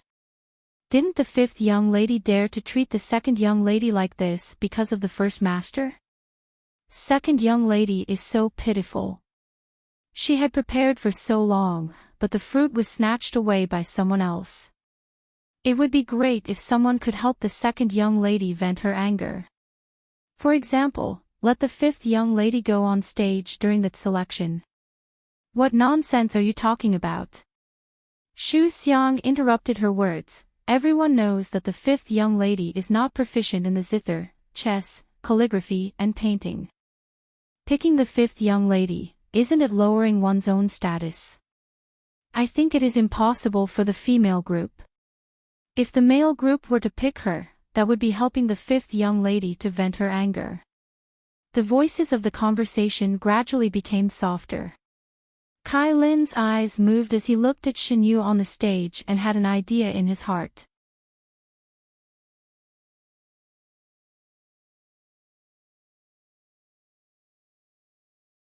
Chapter 53. Shen Yu's song ended and everyone listened as if they were intoxicated. A female with outstanding zither skills would be loved by everyone, especially when this female's looks were not bad. At least in the male's side of the banquet, not to mention that the grade 1 children were too young, there were quite a number of grade 2 and grade 3 youths that were looking over here. Even though in Guangwen Tang, Qin Qing's appearance was a level higher, but Qin Qing's temperament was arrogant, and how could it be compared to Shen Yu's gentleness? This younger sister of yours plays really well. Feng and Ning reluctantly said, one do not know where did the zither master was invited from. Tomorrow I will ask mother to help me find a famous zither master to teach. It was the time when one was young and loved to be competitive. Just like when Shen Miao was just appointed as Empress, she was relaxed about everything, but Fu Xiuyi's heart was tightly controlled. As long as Fu Xiuyi was slightly good to other females, she would be extremely worried. The inner palace was the most troublesome and would privately trip others up and stab others in the back. She had the temperament to immediately get back after suffering a loss and thus offended a lot of people. Now, this temperament did not change at all, but there was no need to hurt herself. Speaking of which, second young lady of the Shen family is a rare beauty and talent. Everyone loved beauty, and Prince Shou was also amazed by Shen Yu.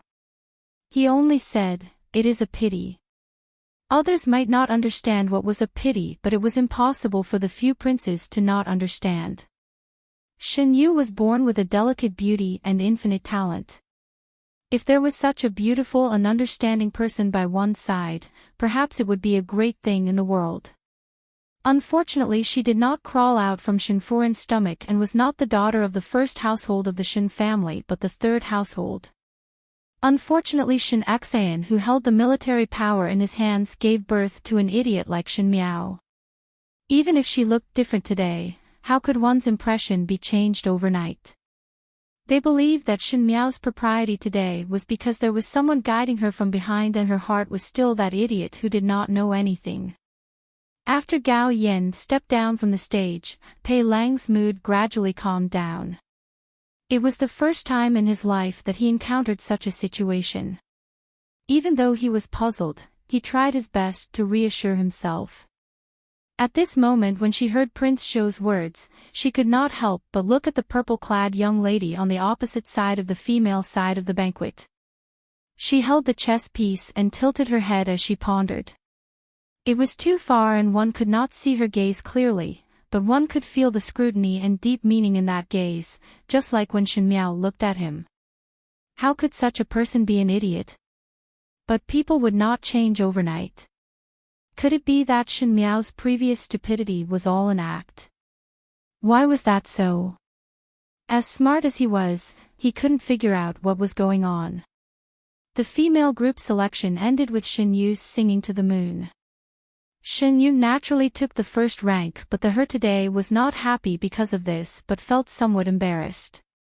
She looked at Shin Miao, but Shin Miao was engrossed in the chess game and did not look at her at all. Shin Yu knew that Shin Miao was not proficient in the zither, chess, calligraphy and painting, thus naturally she would not be able to understand that chess game. Now that she was looking at it seriously, it was only to deliberately give her face. Chen Roqiu noticed her expression and reminded her softly, "Yuan Yang, you have forgotten yourself." Chen Roqiu requested her daughter to be calm and composed no matter what situation or what happened. No matter if one was really calm or pretending, one must let others see a calm side. Once a female was calm, their temperament would be superior and flustered would not be the bearing of an aristocratic family. In all fairness, Chen Roqiu's way of teaching her children was indeed not bad and she herself also did a good job. Unfortunately, Shin Yu was after all young and had never experienced failure before, thus did not know how to endure. Hearing Chen Roqiu's reminder, Shin Yu slightly put away the anger on her face. The maid by her side, Shu Xiang, handed her tea. "Young lady should drink some tea to moisten your throat." Shin Yu took the tea and looked at Shu Xiang. Shu Xiang smiled at her and Shin Yu understood in her heart and the smile on her face became more real. She said, "It is somewhat hot. I am very interested in the selection later." Because Shin Qing had just obtained the first place in the chess competition, her mood became a bit better. She said with a smile, "This year, there will be no division between the male and female groups, nor will there be any division between the second and third countries. The competition will definitely be more intense." Originally, the selection was the one that people looked forward to the most out of the three. Because their drawing would not necessarily draw the best and the selection was to choose the best performance, then the selection would always happen between the two most outstanding people. The selection in the female group was not very intense because the females would always be amiable on the surface and also show that they did not care about the results and had an indifferent attitude. But males were different. Youths liked to use the method of comparison to determine victory and defeat. At this age, the desire for victory and defeat was the strongest, so that selection every year would be the most intense. This year's selection did not differentiate between male and female, second or third countries, and all the students could compete together. As long as one wanted to challenge someone, naturally one would be able to compete with that person. But even though it was said like this, there would not be any challenges between males and females. As expected, there was no one challenging the literary category this year and the highlight naturally fell on the martial category. This almost cut off the possibility of females participating. Even though there was no lack of daughters from military families who knew martial arts, but females as compared to males, their strength was much worse and naturally it was impossible for them to succeed. At the males' banquet, Kai Lin was the first to stand up and walk up to the stage. The examiner asked him what was the challenge and he pointed to the bamboo stick for archery and said, "Archery." Everyone understood. Kai Lin, this little tyrant, did not know anything about the literary category but he was considered outstanding in the martial category, among which, archery was the most outstanding. Naturally, his archery was top-notch and he had obtained the first rank in archery in last year's academy examinations. Who was the one that he wanted to challenge today? Looking at the entire audience, there was no one that was more outstanding than him in archery. Kai Lin raised his neck and suddenly stretched out his hand and pointed at the female side of the banquet. When everyone saw that he was pointing at the female side of the banquet and not the male side of the banquet, they were surprised, and when they saw who he was pointing at, they opened their mouths in astonishment and even stopped their discussions. He deliberately said loudly, "I want to challenge her, Shin Miao." That purple-clad young female who was immersed in the chess game raised her head and looked at the person on the stage with clear and sharp eyes. Her expression did not fluctuate and her actions did not make any mistakes, as if this earth-shattering sentence was just a casual greeting and she did not even bother to reply. Chen Roqiu frowned. She wholeheartedly taught Shin Yu, but Shin Miao seemed to have learnt to remain calm. In a distant pavilion, the handsome youth who was leisurely drinking tea sprayed out a mouthful of tea and a trace of surprise appeared on his frivolous expression. "Is the Kai family's boy crazy?" Shin Miao stood up. In the chess game on the table, there was a black chess piece that crossed the boundary and was heading towards her. The first pawn was dispatched. She picked up the white chess piece and swallowed the black chess piece before throwing it into the chess basket. "Receive," she said. "You're tuning into the LoveLore Library YouTube channel. We're so grateful for your support and don't forget to subscribe to join us on this incredible journey through captivating stories. Your generosity through donations truly makes a world of difference, as it's the primary source of revenue that allows me to expand and enhance this channel for you. Thank you from the bottom of my heart for being a part of this adventure."